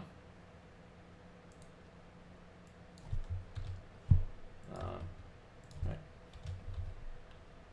Or let's do like age is greater than 35. Right? It's true, but none of this ever executes. The one thing that is maybe the exception to that, right? This is true. So if we made this true, yeah. So it's the switch statement, at least the version in JavaScript, has no capability of doing anything like that. It's just single values only. Okay. All right. It is 7:10. I think now's a good time for a break. I think when we come back, we're going to start learning about functions. Yeah, functions. So we're going to make things do things, which are going to be fun. Functions are the building blocks of life. They are the atoms of our programming. Cool. 7:11. Let's come back at 7:25. Cool. Welcome back. We're going to play with functions now. Now, there's a whole bunch of stuff to unpack, so this is probably going to take the rest of today. But functions are essentially a container of code that we can call at any time, as many times as we want. And in the context of JavaScript, we're going to use functions pretty frequently to do things inside the browser. So when we click a button, that's generally going to be a function that is handling that code. Okay? So let's just first learn how to define functions, and there's two ways to do this. The first is by using the word function and then the name of your function. So we can say function hello, and we put in parentheses, and then it gets curly brackets. Okay, so this function is now defined, and if we save our code here, we can verify this by saying hello, and it'll show us it is a function, it is empty. Give Andrew a second to come back, hopefully. He didn't like what you were saying. I agree. Functions are terrible. We should delete them all. Welcome back, Andrew. Cool, we waited for you. So what we would do in a function is any number of things that we would want to do in JavaScript we can do inside of a function, but it's contained. So we've been looking at functions and methods of objects. So like all of these, get element by ID is a function or a method that exists on the document object, and it's going to find the element by its ID and return it to us. So by default, we can write any code that is valid. We can say console.log hello, right? And then when I run this, we run it with the name of the function and parentheses like this, and we put a semicolon at the end. So I say hello, it says hello back. I can do this as many times as I want. Hello, hello, hello, hello, hello. We can also attach it to our HTML. So we can come in here and say, let's add a button in here. So we'll say br, right, and give us a little space, and we'll say input type equals button, on click equals hello, right? Oh, I should put some words in here, right? Say hello, me. Input. Okay. Oh, it's input. I need to make it in the value, not in the button. All right, so value equals hello, right? So when I click this button, it's going to run that hello function as many times as I click it. Hello, hello, hello, hello, hello. Right? So we can write any kind of complex function that we want, and we can have it attached to events inside of our HTML. Right? So we can say on click, do hello. We also have a few other attributes in here, and we're going to cover these in depth later on, probably next week. But another one for this is on hover, and we can do hello, right? And so now, in theory, that only works on. Let's put it on the card, right? So when we hover over the card, it didn't work. On mouse over. Right? So hello is running every time we mouse over. We have a few others on blur, things like that. We'll cover that in way more detail later on. But just be aware that what a function lets us do is write some kind of code,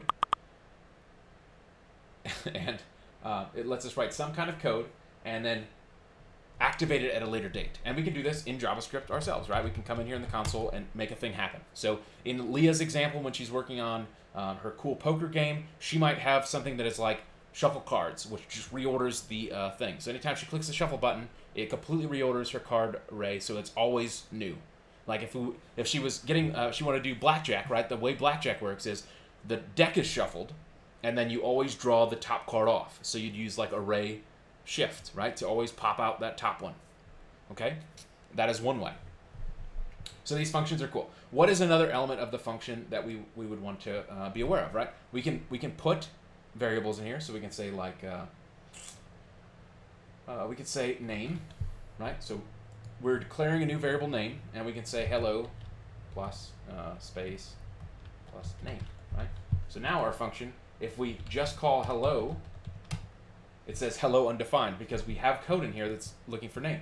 But if I put hello Eric, right, it's going to say hello Eric. Now you'll also notice that every single time I'm running this hello function, we're getting undefined here. And that's because another thing that we can do with functions is have it return stuff. So I can return function has finished. Right? I can return a string. And when I run hello now, it's going to return to us function is finished. Because what we can do with functions is when we're working with them in JavaScript is that we can declare the return of this to a variable. So I can say var did run equals hello Eric, right? So in this example, did run is running that function for us, and if we look at did run, it has function has finished. So this is a great example. If you know, when we're writing functions, if we want to check to see if it's actually run, we can do if did we can do if hello Eric, right? Console.log this has happened. Right? We were looking at if statements before because hello is going to have a value returned to it, and that value is function has finished. And so when we say if hello Eric, this is going to run. It does hello Eric, and then it says this has happened because that is a true statement. We could also in here return 0, right, which would be a false. So we could return false. And now this line 24 never executes because if hello has not happened. When you're doing functions, especially as we get into more complicated things later on, like if we make a connection to the database, we might have code that says connect to the database. But we're going to wrap it in an if block so that if it does not connect to the database, we can say, oh my gosh, there was no database connection established. Okay? So a function can either do stuff on its own, or it can return things, or it can do both, right? So you might have a function like return, what do we have it say? Looks like function ran. Right? We can also write functions that do math math operations for us. So like we know, for example, math dot square root of 100, right, returns 10. We might want to have a function called square, right? We can do square ourselves really easy. 10 times 10, that's a square. We could come in here and say function square this, and we put in number, and we say return num times num. So now we have built our little helper function for us that we can use anywhere in our program and say square this 5, 25, square this 6, 36, right? We've built a function that lets us abstract some of this complicated. So when we're writing JavaScript, we might have this big long file that has 500 lines of code in it, but hopefully we've gotten a lot of things broken down into functions so that we can reuse them over and over and over again. Okay? So this is functions in a nutshell. The word function, the function name, any number of parameters, so we can come in here and say num, and we could say like num2, right? And we can actually do like fake square this, right? So this isn't really going to square the number. We can say num1 times num2, and we can say fake square this, 10, 25, 24, right? That's going to give us those numbers multiplied together. We can do any kind of things, like we can have any number of arguments in here.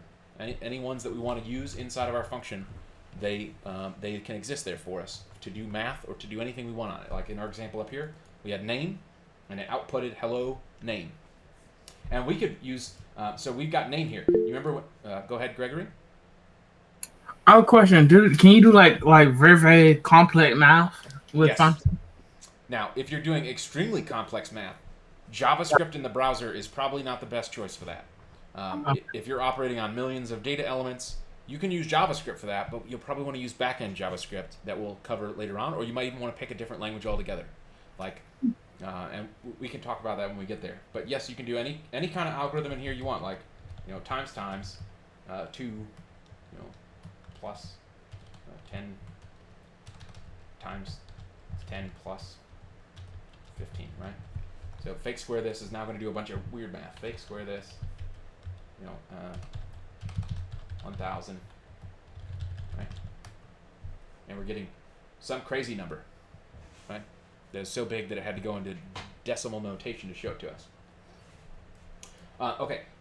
The other thing we can do inside of our things, remember we were talking about complex if objects, or if statements earlier. Like, we have function hello name, and we say hello.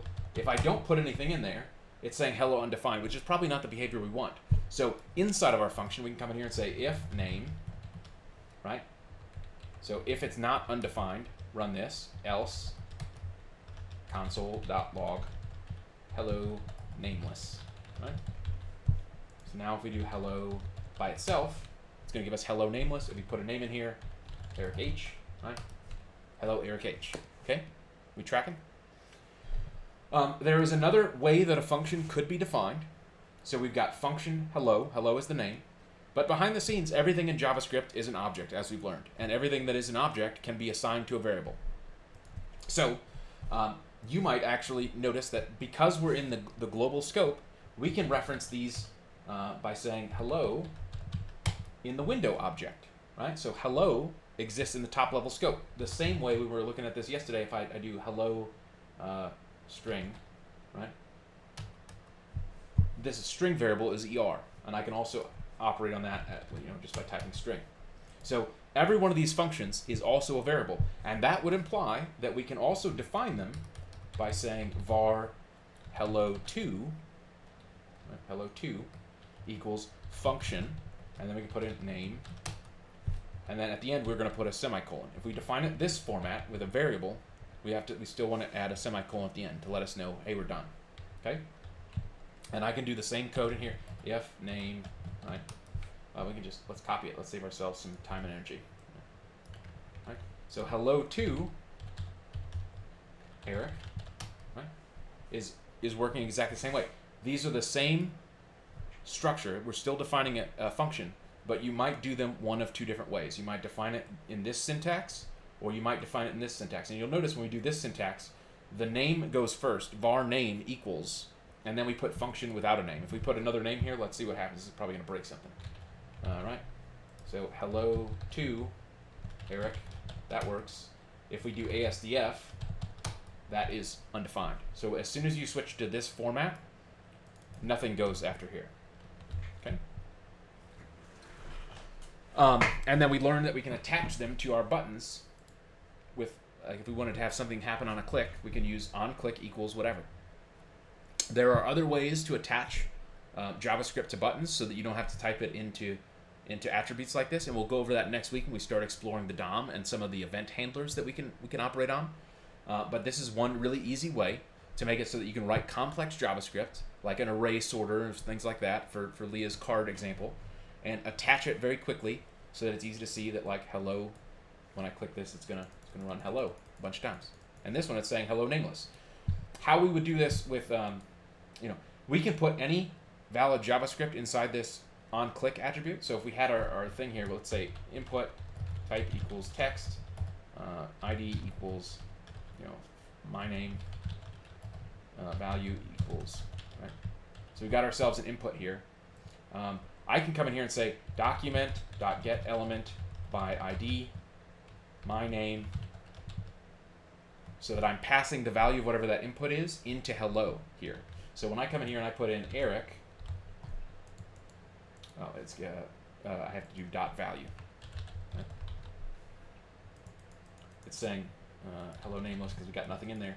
But now I can capture that value from the input and pass it to our hello, which is running our beautiful code in here. Right? Everyone following along so far? Okay, so these are the two ways to define them. there are some special properties. So we have this name thing here. These are called arguments. Anything we put in here, you're going to call it an argument. Sometimes it's going to be called parameters. Those are interchangeable. So it might be, make sure you put the name param in, or you make sure you put the name argument. There is a special value in JavaScript. So we got to this here. Let's just explore this real quick. I'm going to take out all this code. There is a special variable that exists here called arguments. Console.log arguments. And what arguments is this is going to say anything that is passed to this function will be in an array of arguments. So if I call hello2 and I put in Eric, we're going to log this array that says index 0 is Eric. If I put in multiple things in here, right? Eric, comma, Estrella, Gregory, Andrew, right? All of our names. Now arguments has 4 things in it, and I could look at that and say, Eric, Estrella, Gregory, Andrew. So we don't always have to put in named arguments in here. We don't have to put in these things because we always have this magical value that exists right here that we can extract those values out of. If we have them in here, right, this is a good way to make things optional, right? We can put in first student, second student, right? And I can do console.log first student, console.log second student, right? And then if I run that same thing, we're going to see Eric is outputted, Estrella is outputted, and then we still have Gregory and Andrew in the array of arguments. Okay? So this would let us, we're going to say, hey, you're going to at least put 2 students in here. Because we could do something that says like, if arguments.length is less than or equal to 2, right? We can do console.warn you must provide 2 students. And then we can return false, right? So if I run this, where we have 4 arguments provided, it worked like we expected to. But if I put in here and I said, I'm just going to put in 1, it's going to say, you must provide 2 students, and then exits, right? So this code down here never works because we use the return keyword. As soon as return happens inside of a JavaScript function, it leaves it, right? We could put return down here. We could do return true, right? It doesn't matter what you return. Return is saying leave this function and send this value out of it. So if I put in, right, so we have to put in at least 2, right? We can say Gregory, right? So this is going to be correct. It's going to log, I have to put in greater than or equal to 2, right? So I have to do, if arguments.length is less than 2, yeah, perfect. So Gregory and Eric run, because now we have exactly 2 things in there. It's going to print them out, but it's skipping over this last line because we've returned out of it. So one of the things that you're going to do when you write functions is that pretty often the structure is going to be, you're going to define your function like this, then you're going to do error checking at the beginning to say, like, I must have a value in here. Like if we were going to write ourselves, like as an example, get element by ID, right? Maybe we want to make it shorter so we don't have to type that get element by ID all the time. We might say like get L. And we say this is a function and it requires an ID, right? We can return document.getElement by ID and then put in that ID value, right? So instead of typing that over and over and over again, document.getElement by ID, like we were doing, we can now use our own little function we've written, which is getL, and say, what do we call one of our elements here? TM, right? We could say getElement TM. Great. It does give us our reference, so we could do L equals getL TM. And now L has that link to that element that we've been playing with. But what you would often do is, you want to return it, but you want to come in here and say, like, if not ID, right? If return false, right? And maybe you're a polite coder and you want to actually throw a warning in or an error and say, like, you must provide an ID. And if we run getL_TM now, right, it works. And if we run getL nothing, you must provide an ID. Who raised their hand? Leah? Is that how like jQuery works? Yes. That's how all these libraries work. And not only that, it's how most people, especially professionals, you're going to write your JavaScript in this kind of way. You're going to create a whole bunch of, how we were working in CSS, we're making a bunch of classes that we can attach to a bunch of, like, .card. This is a class, and I'm going to use this all over the place. This is a shorthand so that I can set, like, I'm going to use these two rules here, and I'm going to attach it to a bunch of elements. We're going to do the same thing with functions in JavaScript. We're going to say, here's a helper function, get L, so that I don't have to type all this stuff over and over again. jQuery is a great example. They were the first ones to really provide us with this $ function, and they make the $ function super powerful. So they have it do a bunch of things. So it's function, and then it's like CSS string, right? And so what they're doing is they're saying, like, return document dot get elements by class name, right? CSS string, right? And so if we did $, card, or .card, right? Oh, I have to do it without it, right? Card. It's going to return an array of all those elements that have that class on it, right? But then they go a step further. They've put a ton of time and energy into this because they're taking any possible thing that could be in here, right? So they might say, like, if CSS string dot contains an ID, right? They might say, they're going to strip off that ID and return document dot get element by ID, right? So they can provide all these different options to you with one function. So if you ever look at their $ function, it's a crazy mess of, like, do this and then check that, and then they also, through a bunch of cool magic that we'll learn about later on, they're going to add a whole bunch of extra magic onto the elements themselves so that you can loop through them, so that you can attach special events and animations, because before they return it to you, they're going to say, like, var l equals document.getL. There, we'll do it on our thing, right? Like, right, we've got we've got our getL function. We're requiring that it exists. So rather than just return it, maybe we want to make it so that any L that is returned with our special function here, var L equals, right, return L, right? So we still want it to return an L to us, but before we do that, we want to do some magic. So we might do, like, el.style.background color equals yellow, right? So if I run get L now, and I put tm, right, I've just magically changed that background color to yellow. jQuery does a ton of stuff like this, where they're going to give you the thing you're asking for, but also provide a bunch of nice functionality so that a little bit of magic and a little bit of joy comes into programming, so that you don't have to, and we were talking about shims to make sure that, like, Internet Explorer 6 would work and Internet Explorer 7 would work. jQuery existed so that, like, when you wanted to do jQuery, some Ajax or something, all the browsers did things differently. So, like, the Windows version was, like, new XML HTTP request, right? Or they had an ActiveX object, so they would just give us a function that was like Ajax, and it would be like, the first parameter is URL, and the second parameter is options, and they would say, if XML HTTP request exists, we know we're in Firefox or we're in Chrome, do that. So we'll return XML HTTP request, URL, options, right? Else, if ActiveX or whatever, ActiveX object, XML HTTP, like that was the old Windows version, you would return new ActiveX object. So we can write a function that normalizes this behavior across all browsers. And so a lot of those libraries, like jQuery, Prototype, MooTools used to be one back in the day. A lot of what they were providing really was simplifying it, so we only had to learn one way to make a request to a server, and they would handle all the specifics for the browsers. But they were going to provide that by writing a bunch of really clean functions that made sense. And eventually, over time, all the browsers, for the most part, have gotten their act together, and now they're all mostly doing the right thing, except on the bleeding edge, like when we start talking about things like grids and Flexbox, or if we're talking about multimedia and movies and things.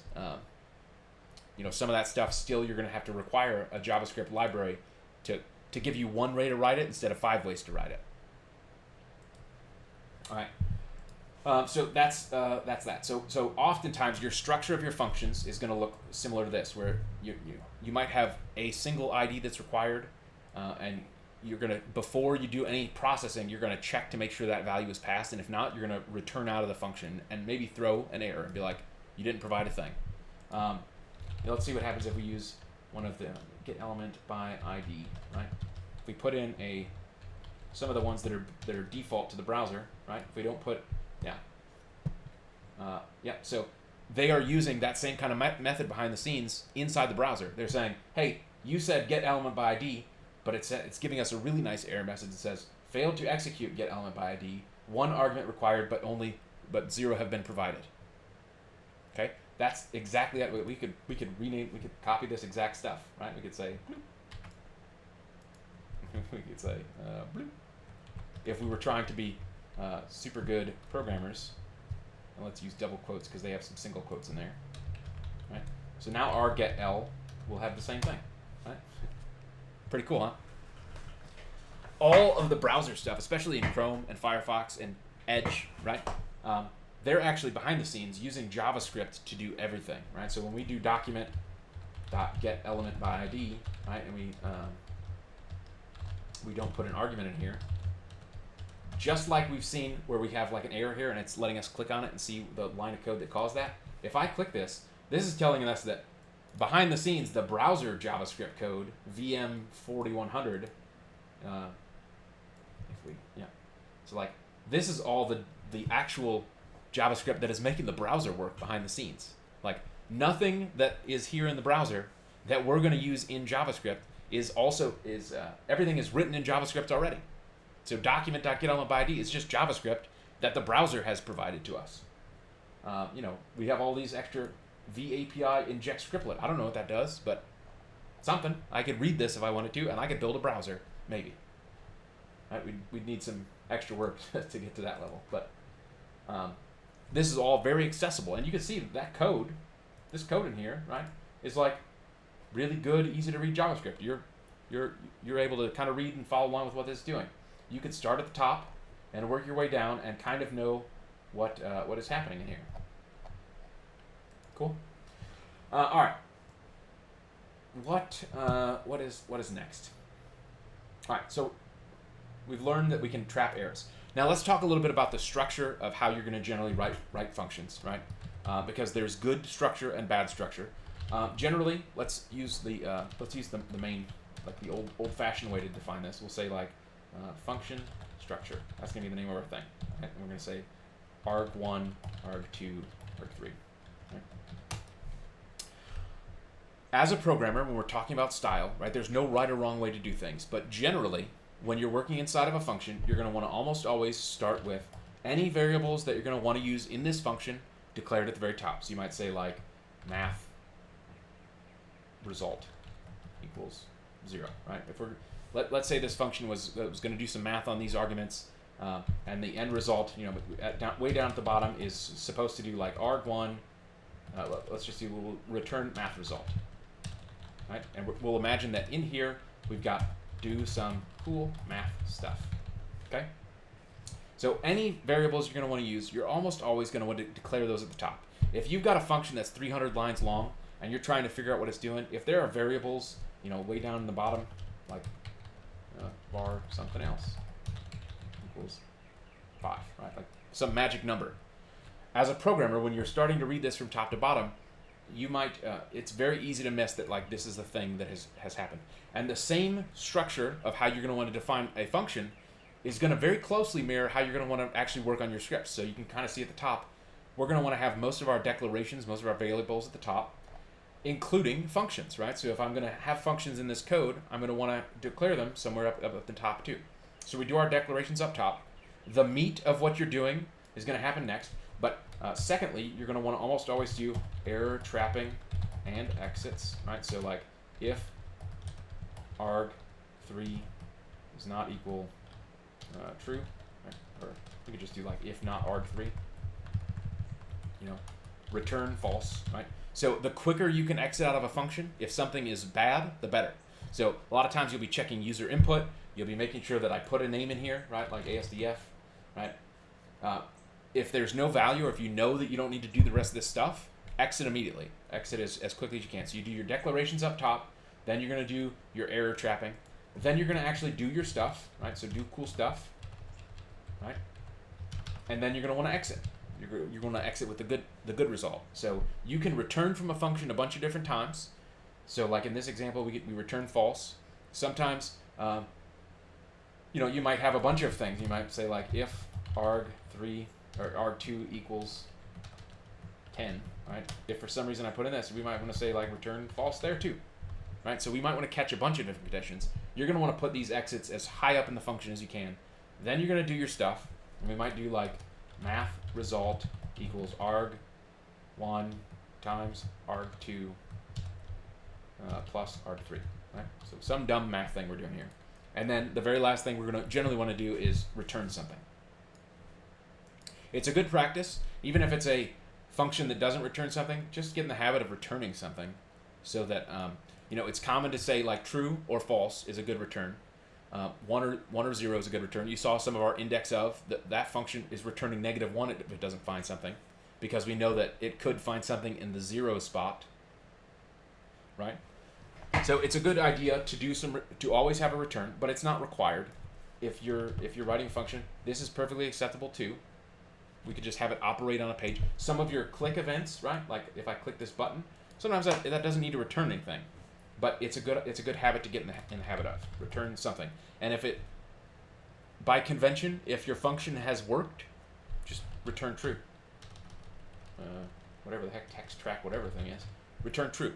If the thing has succeeded that we called in the first place, return true, because this lets us put it in if blocks in here, and we can say function structure, right? So this is good. This should return false because we didn't put an arg3 in.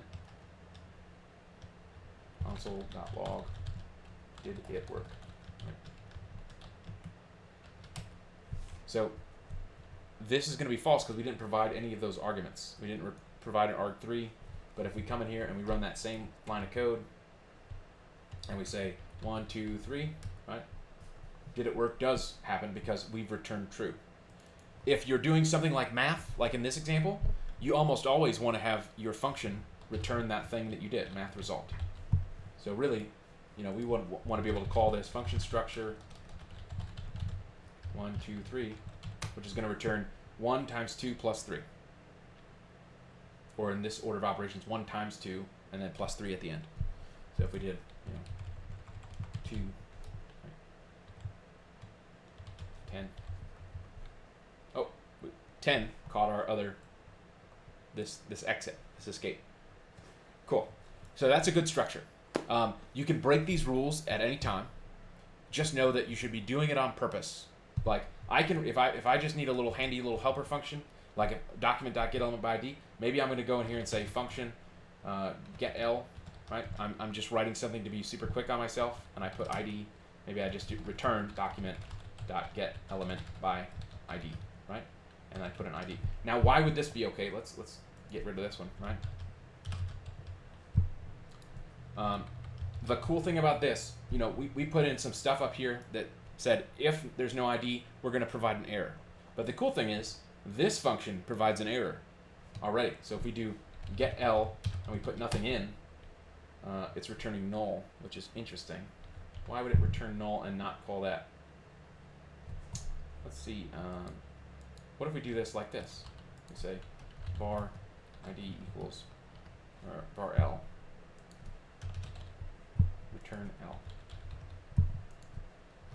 Okay, cool. So inside a function, I was completely way off base on this. That warning that the browser was giving us by default when we put nothing in, maybe it's because we're putting in something that is undefined. So let's do document.getElementById undefined. Okay, that's why, right? Because we have an ID element here. We have an ID. This has created this variable ID that has a value of undefined. And when we call document.getElementById with undefined, it's meeting their requirement of providing an argument. So when we put in this, right, like we did not provide an argument, but what we probably want to check in our thing, right, if we were going to write our function correctly and we cared about, right, so ours was correct because not ID, let's see, get L, if we put in undefined, right? That has the same broken behavior. Whereas get L, right? We put an empty string here, right? So if we were wanting to, can I save this? Oh, there we go. Right? So our version of get element, like get L here, is a little bit better than the default one because it's saying if not this, exit out. And undefined shows up as not undefined is a true value. So this is going to execute. So ours catches more problems than even the default document.getElement by ID does. They're just looking to see if there's arguments. Their version says if arguments dot length, right? So if we do get L now, right? Oh, if not arguments dot length, right? So if we don't provide an argument, but if we put get L undefined, we've provided an argument, and now we have another bug that their system wouldn't have caught, or silently caught, I should say. Okay. What questions do you have about declaring and defining functions? As you can kind of see, like we can call functions inside of functions itself, right? So we can do really cool things. These are like higher level computer science thing. We can make things recursive. So we can say like, we're going to learn about looping tomorrow, but this is one of the more complicated loop types, which would be like var countum, right, equals function, and we'll give it a max, right? And so we can say if max, wait, let's do count, current. If current is less than 10, countum current plus 1. Right? So we can call ourselves as well. So if we run countum with 1, oh, we should log this out so we can see what's happening. Let's do console.log current. So we do countum 1. It's going to call countum until current is at 10. You see that? And we can step through this on the debugger as well. So we can say, let's go in here to our cool debugger. Where was that at? Application maybe? No. Performance. How do we? Let's put a breakpoint in here.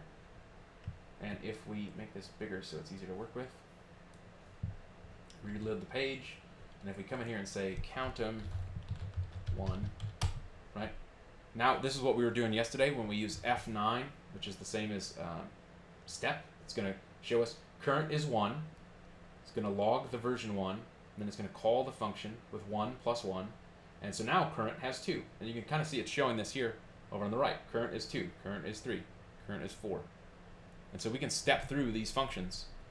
This would be a really weird way. This is called a recursive function loop, where the function calls itself until some condition is met. Okay? We'll talk for sure. We're going to spend most of tomorrow talking about loops, and that's the craziest version of a loop. That's a recursive thing. So we could do countum 6, and this is going to go from 6 to 10, 6 to 9 because it exits at 10. All right, cool. Now let's talk about probably the most complicated topic, and it's gonna definitely cause us a bunch of headaches going forward. So this is super important to make out or to pay attention to. So we have all these functions, right? We know how to make functions. We can make a function that says, var function 1 equals function. Right? This function does nothing. Everything's good. If we're in here, right, we know that we can make a variable, so we'll say var outside variable equals Eric, right? So we have this var outside variable. We can access it from anywhere. Outside variable equals Eric. Functions have what is known as scope. So we've learned that outside variable, we can reference it by just saying outside variable, but really what it means is it exists on window. So we can say outside variable Window is an object that has a variable in it or a property in it that is a string that says Eric. Okay? As soon as we make a function, this creates a brand new scope, which means that this function can access stuff outside of it, outside variable, right? So when I run function 1, it is going to print out Eric because it's there.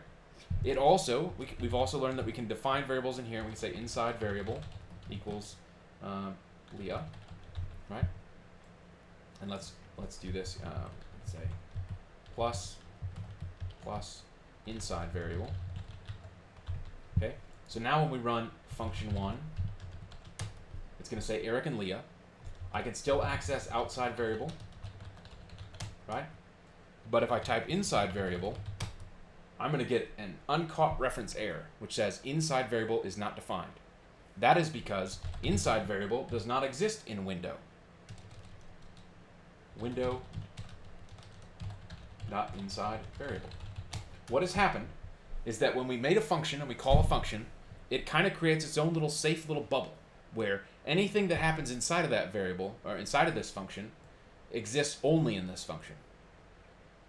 Okay, we can define, like we could have gone in here and said window dot inside variable equals Leah, and now window dot inside variable is undefined, but as soon as I call function 1, window dot inside variable has Leah, because we've instead of saying var inside variable, we said window has the inside variable.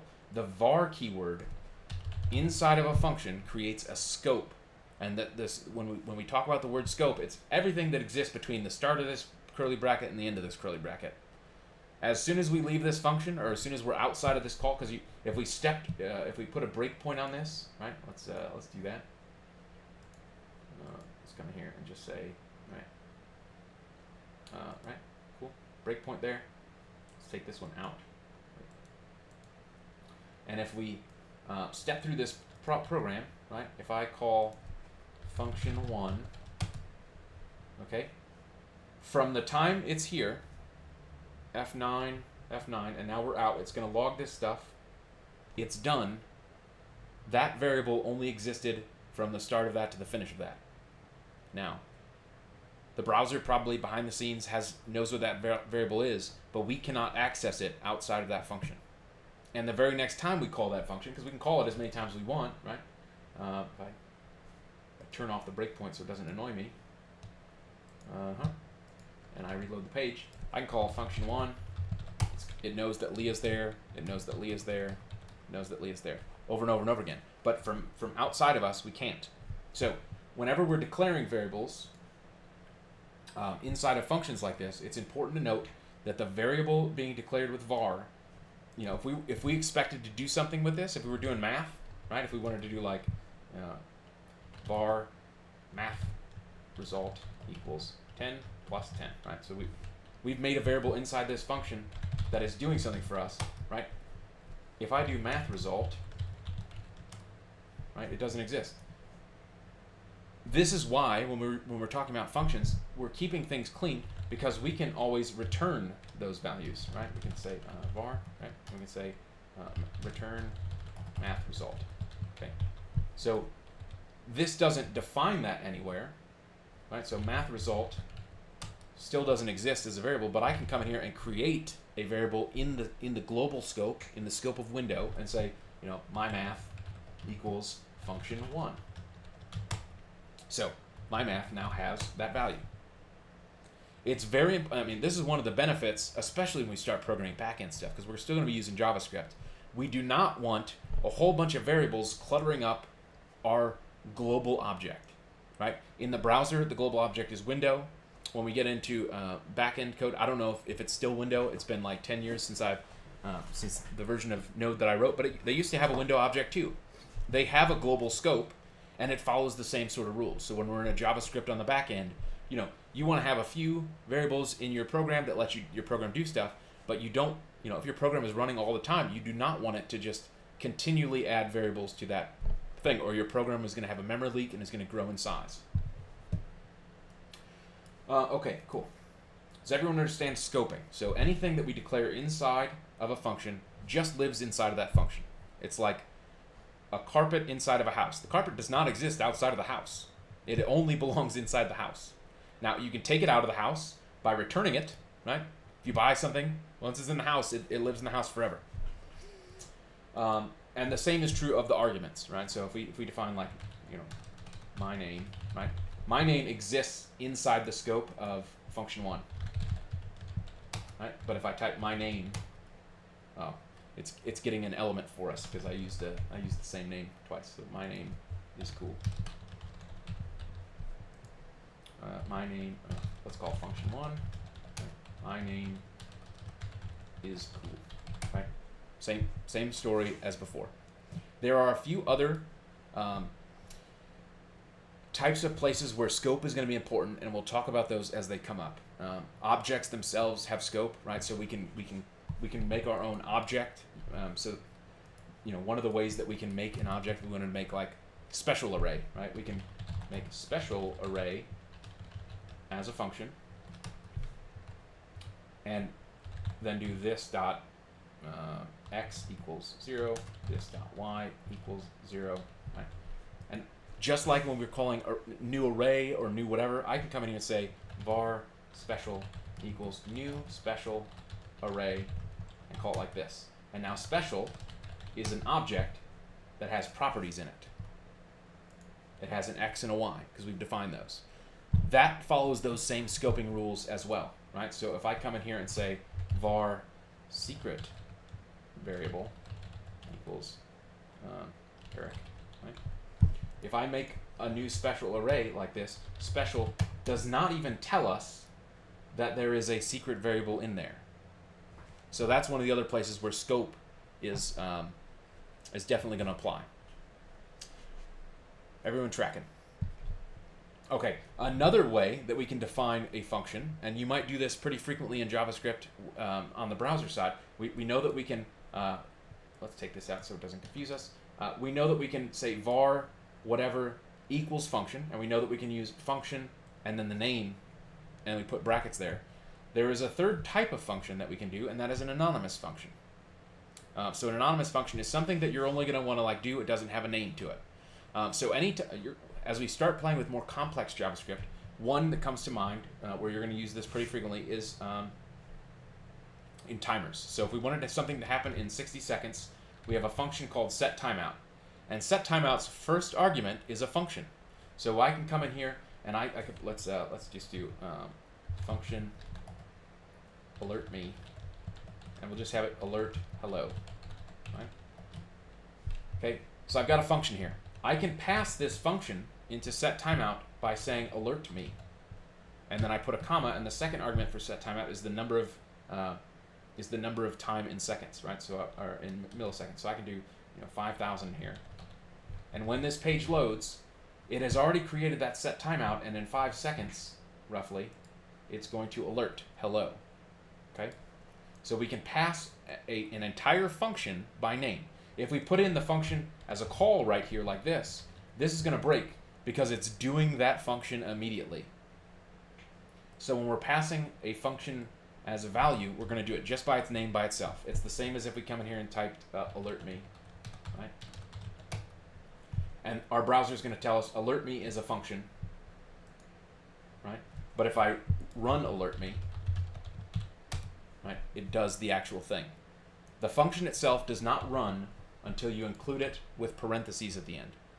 If you just reference it by its name, it is. I can duplicate a function by saying alert me to equals alert me, right? So now alert me to is also a function, and so I can go alert me to, right?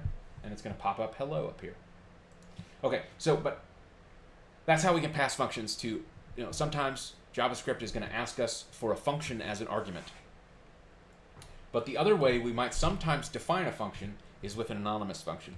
So we might come in here and actually type in function with no name, square brackets, and we might say alert anonymous function. Right? So we can declare a function here and not even worry about giving it a name. This is called an anonymous function, and it's going to still work here correctly. Okay? That is basically, this format, this anonymous function format, is the same thing that we're doing when we assign it here like this.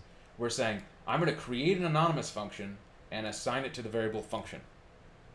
So when we talked about these two types of defining functions, one is an anonymous function and the other is a traditional function or a named function. Now, when we make an anonymous function like this, we're giving it a name. We're making it non-anonymous by telling it what variable it's being stored into. But we can also just as easily use an anonymous function that we don't care about, like the set timeout only needs this function once. We don't need to call it again. So we would use something like this pretty frequently. And we could do the same thing in here, right? So we've got this hello function that we put in our onClick. We could just as easily come in here and write function, alert, hello, and then plus document dot get element by ID. What is that? My name dot value. Right? So we can define an anonymous function straight here inside of our HTML. Every single time we click this button, it's going to make a new anonymous function. So this is really not the best behavior, but we could do this to quickly prototype something out. Right? So I can come in here and say, function statements require function name. So we would have to do this like this.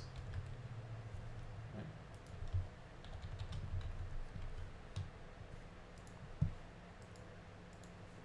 Okay. And if I put something in here, ASDF, boop.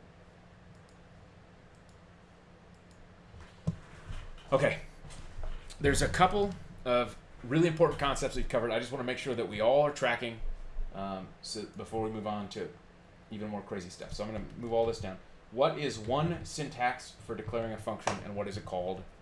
Astrea. So walk me through writing a function.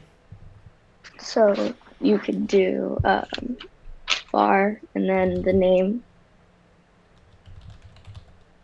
and then equals function, and then parentheses and the parameter that you want it to cover. Oh, you wanted me to have a parameter in here? Oh, if you, I'm just throwing things in here. Yep. And then the squiggly brackets, Curly and brackets, then yep. And then we'll put a semicolon at the end. And then anything I want here. Yeah. Anything in here. Right. That's one. What is this type of function called? This style that we used here.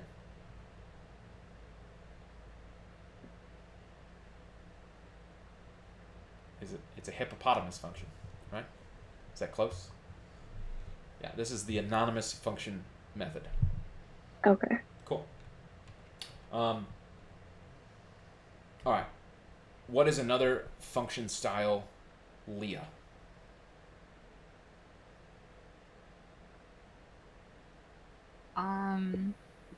Hold on.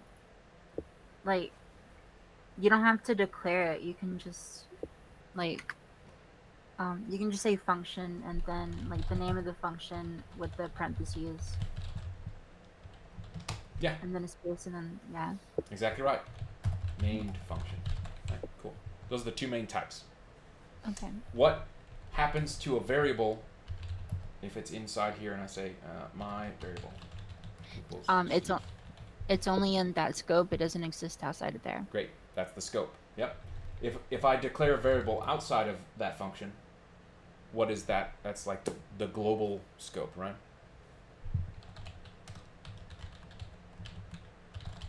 Okay.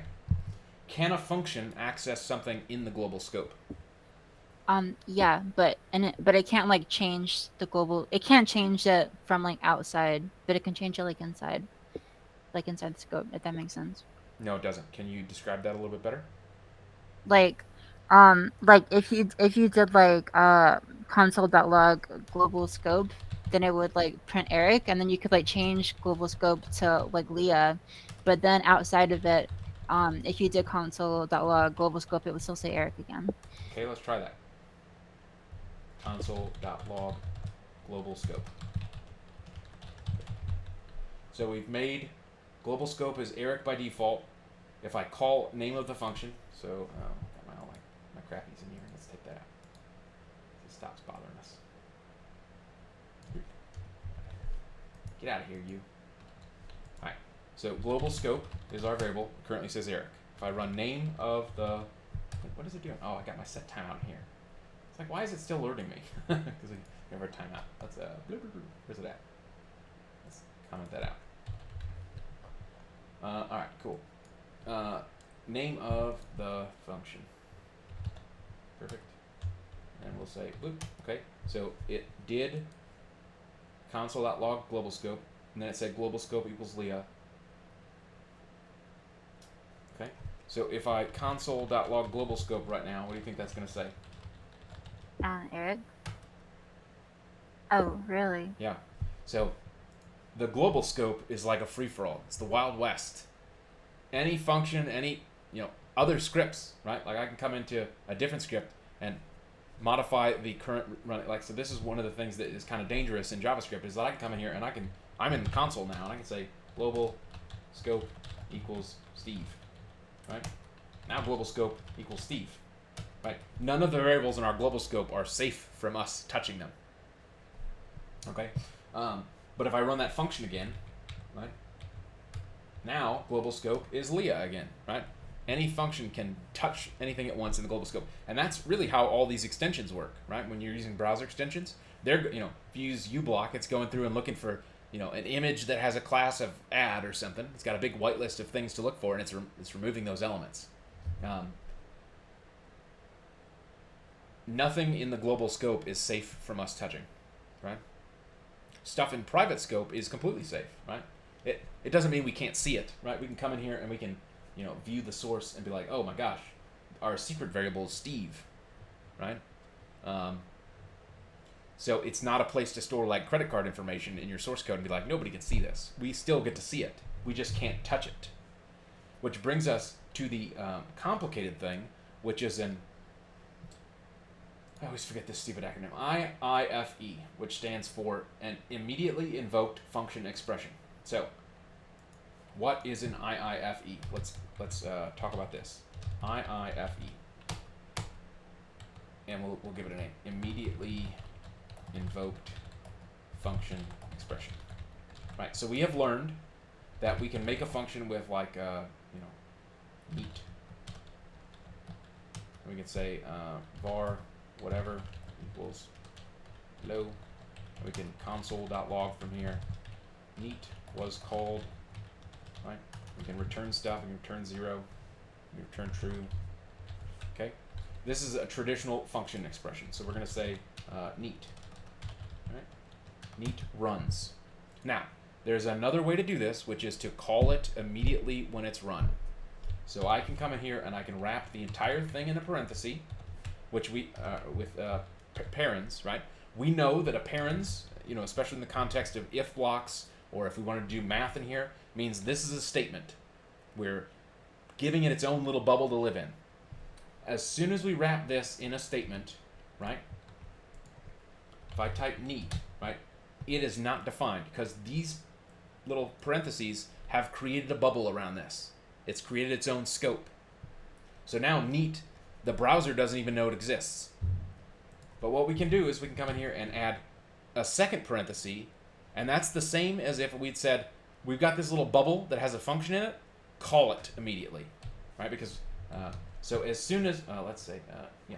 So you see, neat was called, this executed, neat was called, executed as soon as it got to here. Everything that was inside these two parentheses, right?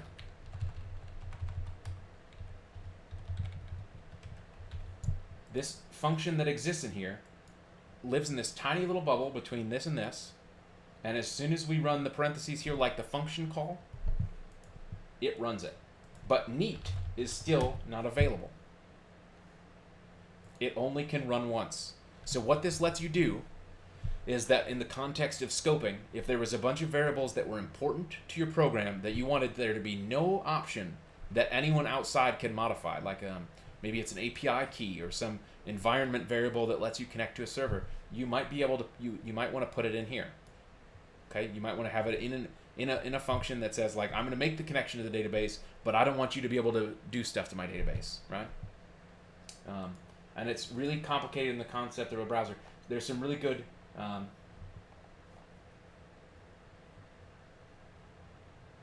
Yeah, they give you a couple pretty good examples in here, and they're using ES6 syntax. But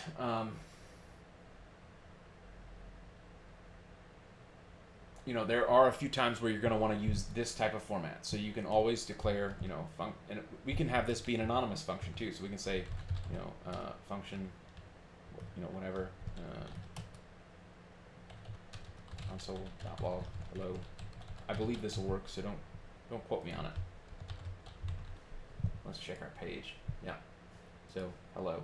That hello is called here. So we can use an anonymous function here. We don't have to give it a name. Because it's already inside of its own little scoping world here. Okay? IIFE. Immediately invoked function expression. When we, you know, this is the formal word for this. When we're typing in hello and we're putting parentheses after it, that is invoking that function. So I'm really bad about this because I still use it as like call the function or like just put in the function. But if you want to be formal, this is called invocation. We are invoking it. If we just put it in without the invocation, it's gonna, you know, just do it by reference. So we could do like var cool thing equals hello. This is non-invoked. If we do var result equals hello and we invoke it, now result is gonna have whatever was returned from the function. So think of it as like invoking is a synonym for execution, calling, flipping a light switch. The action happens on invocation. Any questions there? Okay.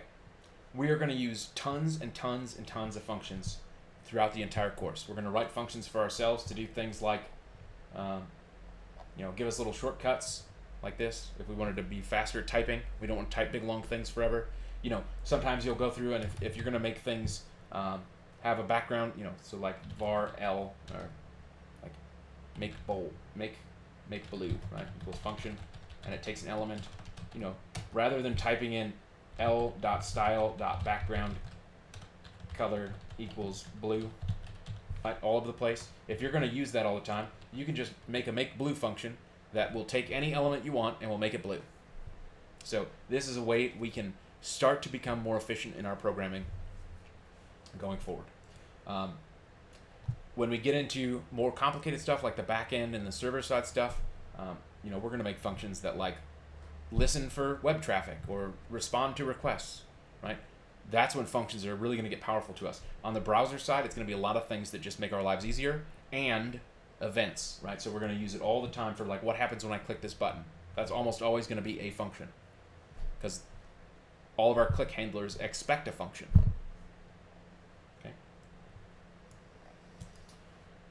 Any questions? Anything we want to go over in more detail? We're going to stop it there tonight. Tomorrow we're going to really, tomorrow being Thursday, we're going to go over, we went over scope a bit. We're going to really focus on loops because there's a bunch of different kinds of loops. We even saw that we can use functions to use loops by being recursive. So I want to make sure that we play with that a bunch. We're going to, we've been kind of playing with nested loops last week or earlier this week, but I really want to focus on this because there's a whole bunch of types. And knowing how to pick one and how to use them is really, really important. And then we're going to have plenty of time to review all the stuff we learned this week. But really, at the end of this, you guys should have a really good grasp of the language of JavaScript. Everything from here on out is learning the APIs of JavaScript. So it'll be like, how do I change the background color? How do I select a list of elements by a class? Like those are all functions that exist that someone else wrote to make us do stuff. And then when we get into the server side, it's going to be like, how do I access web traffic? How do I listen on port 80 for a request? So everything from here on out is all functions and APIs someone else wrote for us. We're going to have to learn how to use them and consume them. The basics of JavaScript you guys get. We got strings, numbers, integers, functions, arrays, objects, variables. We know how to do if then. We know how to do if then else. We know how to do switching. Those are the basics, right? There's nothing else to it. It's a very small little language that you build all of these things off of. Anything we'd like to go over from anything we've learned up till now. Yep, we got like 30 minutes left. I want to give you guys time to digest this, and we can play with more examples. I'm going to sit here in awkward silence until someone asks a question.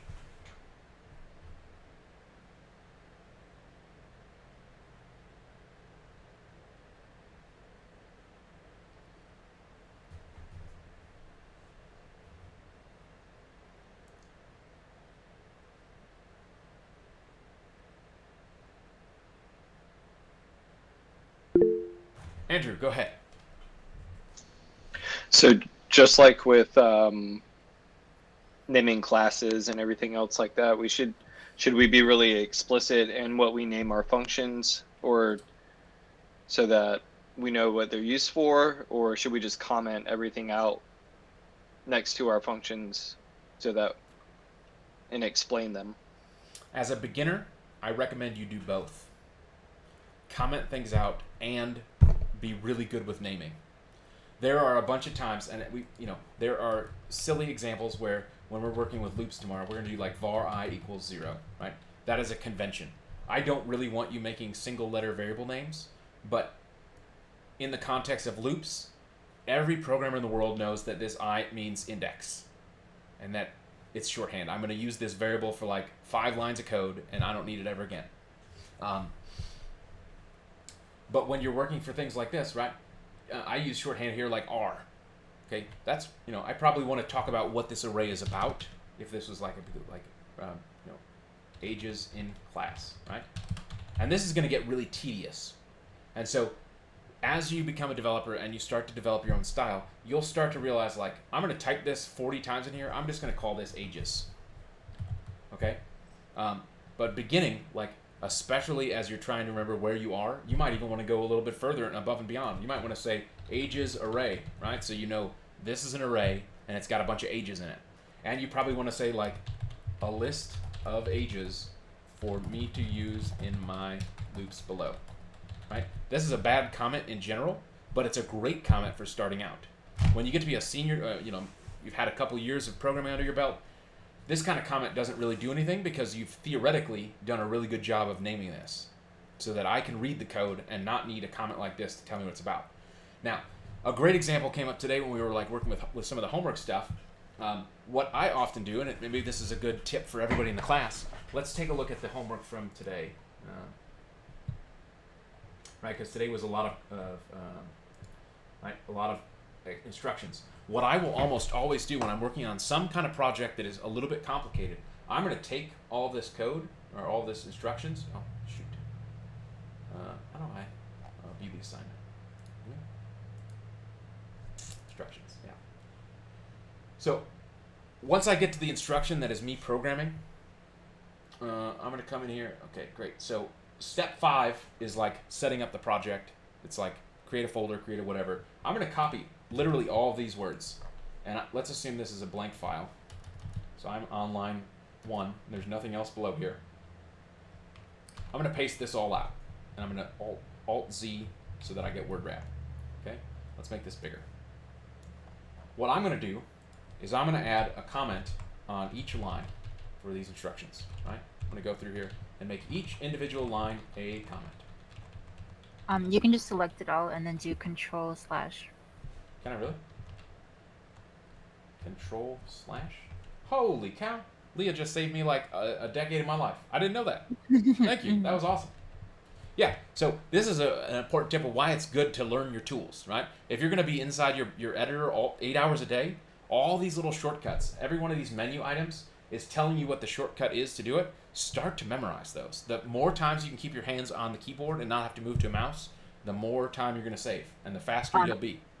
I have one more trick. Okay. In HTML, if you do like say like you want to make an element with like a class, you can do like div dot and then the class name. Div dot Steve. Yeah, Oh, and then that's you cool. can do the same. You can do the same thing for the hashtag for ID. Div Steve dot card.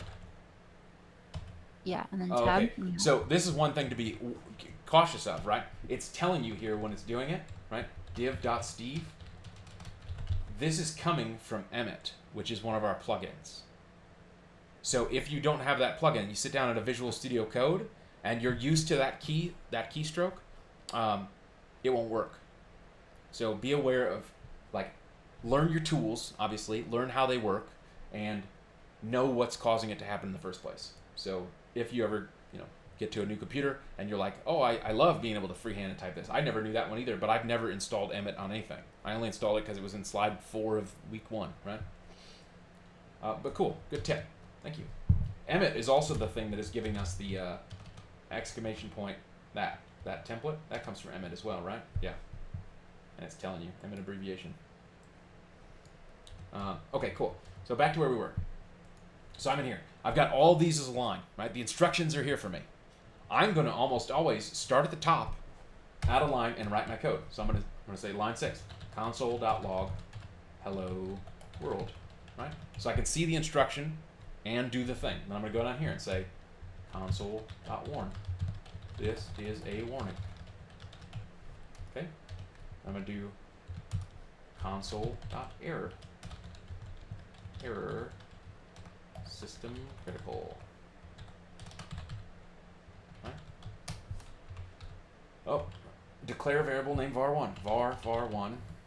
I just have to declare it. Done. Assign a string data type to var1. var1 equals error. Right? Doesn't tell me what to put in there, so I've made it neat. Console.log var1. Write a blank line to the console. Console.log. Neat.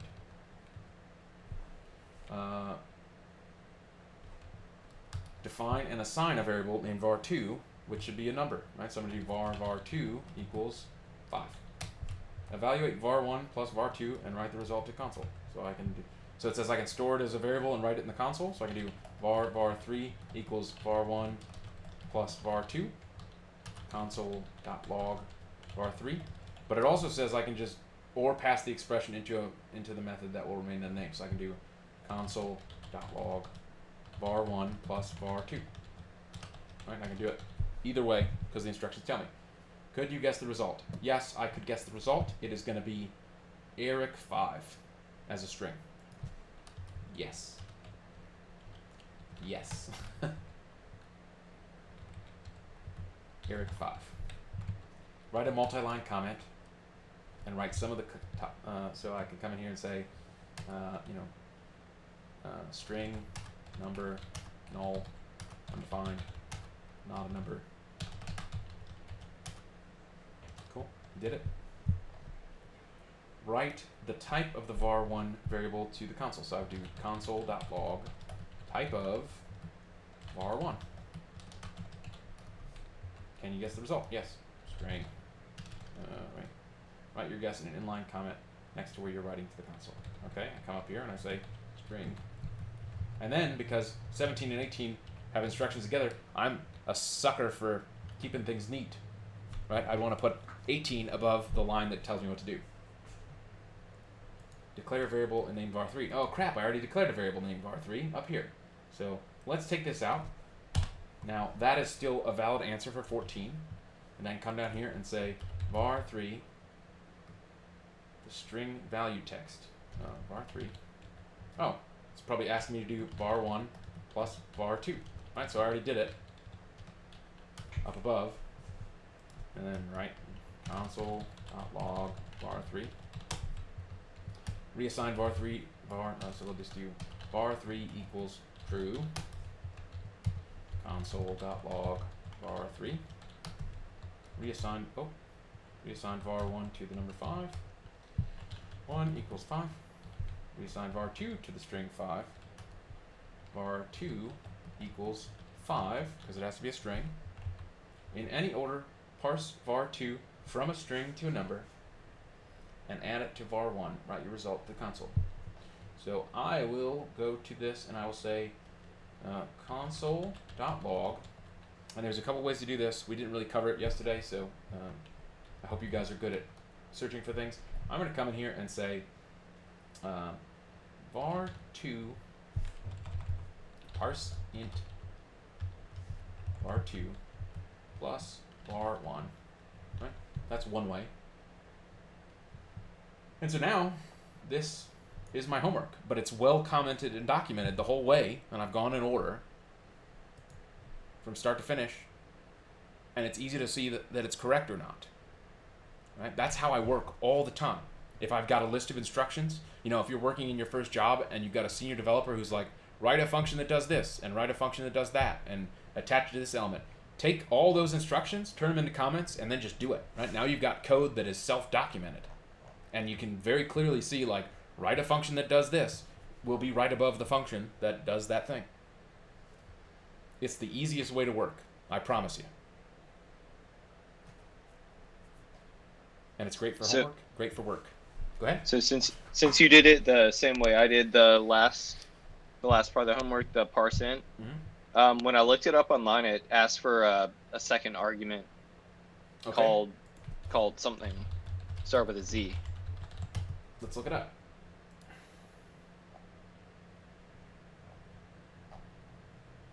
Radix?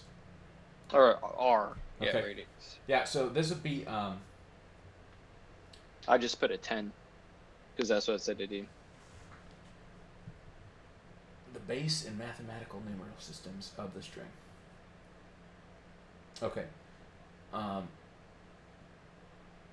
So if you provide a second parameter, this is useful because what's really happening with parse int is that it is taking a string and it's actually looking to convert that string to something else. So we've been playing with colors, right? And we know that colors are a syntax that is going to look like var color equals FF, right? Something like that. That's white. That is hexadecimal, so it is 0 through 9, and then A to F as well, right? So it's a base 16 number. So if we do parse int color, and we say 16, right? So let's just do one of these, right? So parse int F 16 is saying that F is the highest number of here. It's between 0 and 15. So it lets us change numbering systems. So we could also do this, if we want to do 1, 0, 1, 1, 0, right? And we change this to 2, base 2. This is bits, right? So this would be binary. So you can have parse int change you from one numbering system to the other. So a great example of this is those two examples, really, which is like you're gonna be working with hexadecimal values for colors all over the place. FF means 255, 255. So like parse. So example, parse int FF 16 is 255. So that is how our color scale works. When we're looking at RGB, the first 2 digits is red, the second 2 digits is blue, and then the last 2 digits is green. And you can make any color from white to black using 0 to 255 for each of those values. So like, and parse int will, even though there's no integer in here, if we tell it we're operating in base 16, it's smart enough to know, hey, do a thing here. Now the problem is, parse int is smart in that if I just put in a string that says like 015, 0123, right? It knows that the real integer in here is 123, but it told you as a warning that if you put something else in here, like 2, right? 0123 in binary is the number 1 because it doesn't know how to parse that correctly. Or if we change this to 16, 291, that's not even close to correct because it has fundamentally changed the counting system. But in decimal, which is 10, it is 123. Okay? There are a few other numbering systems you may come into contact with. 16, hexadecimal. 2 is binary, and then 8 is octal. You'll sometimes see that if you ever get to working with like networking stuff or hardware. Sometimes they'll use octal. You'll know when you're working with octal because you'll be like, oh my gosh, how do I do this? And you'll have to go look it up and read about it because it's super duper rare and weird.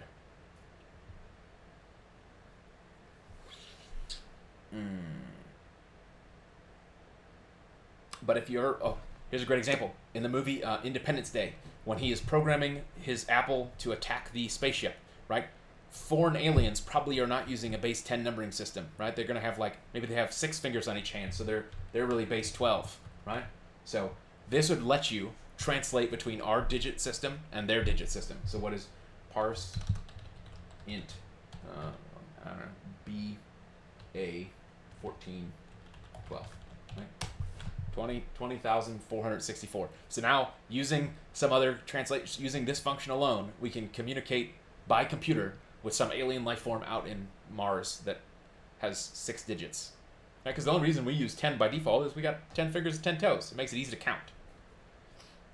But I bet you if octopuses ever develop computers, they're going to be octal. They're going to be like 1, 2, 3, 4, 5, 6, 7, 8, and then they're going to go, 1, 1, 1, 0, 1, 2, 0, 3, 0. Good question. So that is how I work. I almost always am going to start with all the comments as instructions and then go line by line, adding my code to it right down the list. Like, this makes it very clear to see when there's a mistake. It makes it very easy for you to, like, some of these lines require the value from some of the other lines, like, line 26, number 14 here, right? When it's asking you to multiply or add these two values together, like, if you haven't added those values together already, you're in trouble. Gregory. I have a slightly off question. Not talking about the homework, but like, when you were a web developer in the workforce, did they actually give you like that's like some of the instructions, but more complex of what they want for their website, or they just give you what they want and hopefully you just can put it all together? Yeah, it's going to depend entirely around the type of company you work for and the type of project you're working on. It's also going to depend on your seniority level. So if you're a lead engineer, you might be the one writing these instructions to give to your team. Oftentimes, every company is going to be different. So you're almost always going to use some kind of card system or some kind of ticketing system, whether that's Jira or Clubhouse, or you're using Trello and moving cards back and forth. And generally what we try to do as like a best practice as an engineering leader is that we try to like make all of our cards and tickets that have stuff to do is like 4 hours or less of work. So we'll try to say like, hey, in the morning you're going to write a function to update this record in a database, something that you can do in 4 hours, so that we can assign it and we can give you 2 of those a day. Oftentimes a project will be there's a specific project management style called like Scrum, but even other agile systems, they'll use this term as well, where they'll say, we're going to have an epic. The entire company is going to work on an epic, EPIC. And inside that epic is 70 of those cards. And so card 1 might be make a template in HTML that has a form, that has a username, password, and a login button. So that'll be one epic. You can do it in 4 hours, or that'll be one card in the epic. And then the next thing, it'll be like, when you submit the form, have it submit to a password page that will search the database for that username and check the password. So you're often going to get tasks that are kind of like the homework, but they'll be real things that you're expected to do. So there are always going to be some kind of instructions that tell you, it might not be very explicit. It might say, make a login page, right? You're going to have to be creative enough to like make a login page using whatever the system is doing. But then some companies get very detailed. If you're working for some of these government contracts, or if you're working for NASA, they're going to be like, write a code that uses 8 bytes of memory to like flip the value of the nozzle on to true, right? And that might end up being 400 lines of code to do that. You might work on it for a week. Each individual company is going to be different in how it operates. Do you prefer having very detailed instructions, or you would like the free open work a little bit? Or I don't know how to say it. Like they give instruction, but ain't all bricked together. It's like you could flow and change something that would better with the company, like how you created an idea. Like say you got this instruction, but you found a better way of doing it and make it and end goal if it's a better what better coding that they actually want. Okay, so you're saying they've asked me to do something, but I think I have a better way to do it that does not follow those rules? Yes. As a junior engineer, you guys are the subject matter experts. Sometimes a senior engineer is the one that is writing these requirements. And sometimes it's a project manager who doesn't know anything about writing code. They'll just say, like, we need a login form that has to have a blue button or something. And you'd be like, the button shouldn't be blue. We should use our color that we've already agreed to. So sometimes you'll have to push back and say, like, there should be a better way to do this. And then sometimes, which I'm sure all of you will discover at some point in your career, you might say, I know a better way to do this. And your lead engineer is going to either A, tell you you're wrong and do it his way anyway, or B, thank you for your suggestion and be like, yeah, you're right, that is a better way. I hadn't thought of that, right? Because everyone who's a software engineer is a human. We all make mistakes. And so learning to be tactful and learning how to like correctly express, I think there's a better solution here rather than saying like, your way is stupid, I'm going to do it my way, or getting upset. You know, this is about personal dynamics and how to be a good colleague and coworker.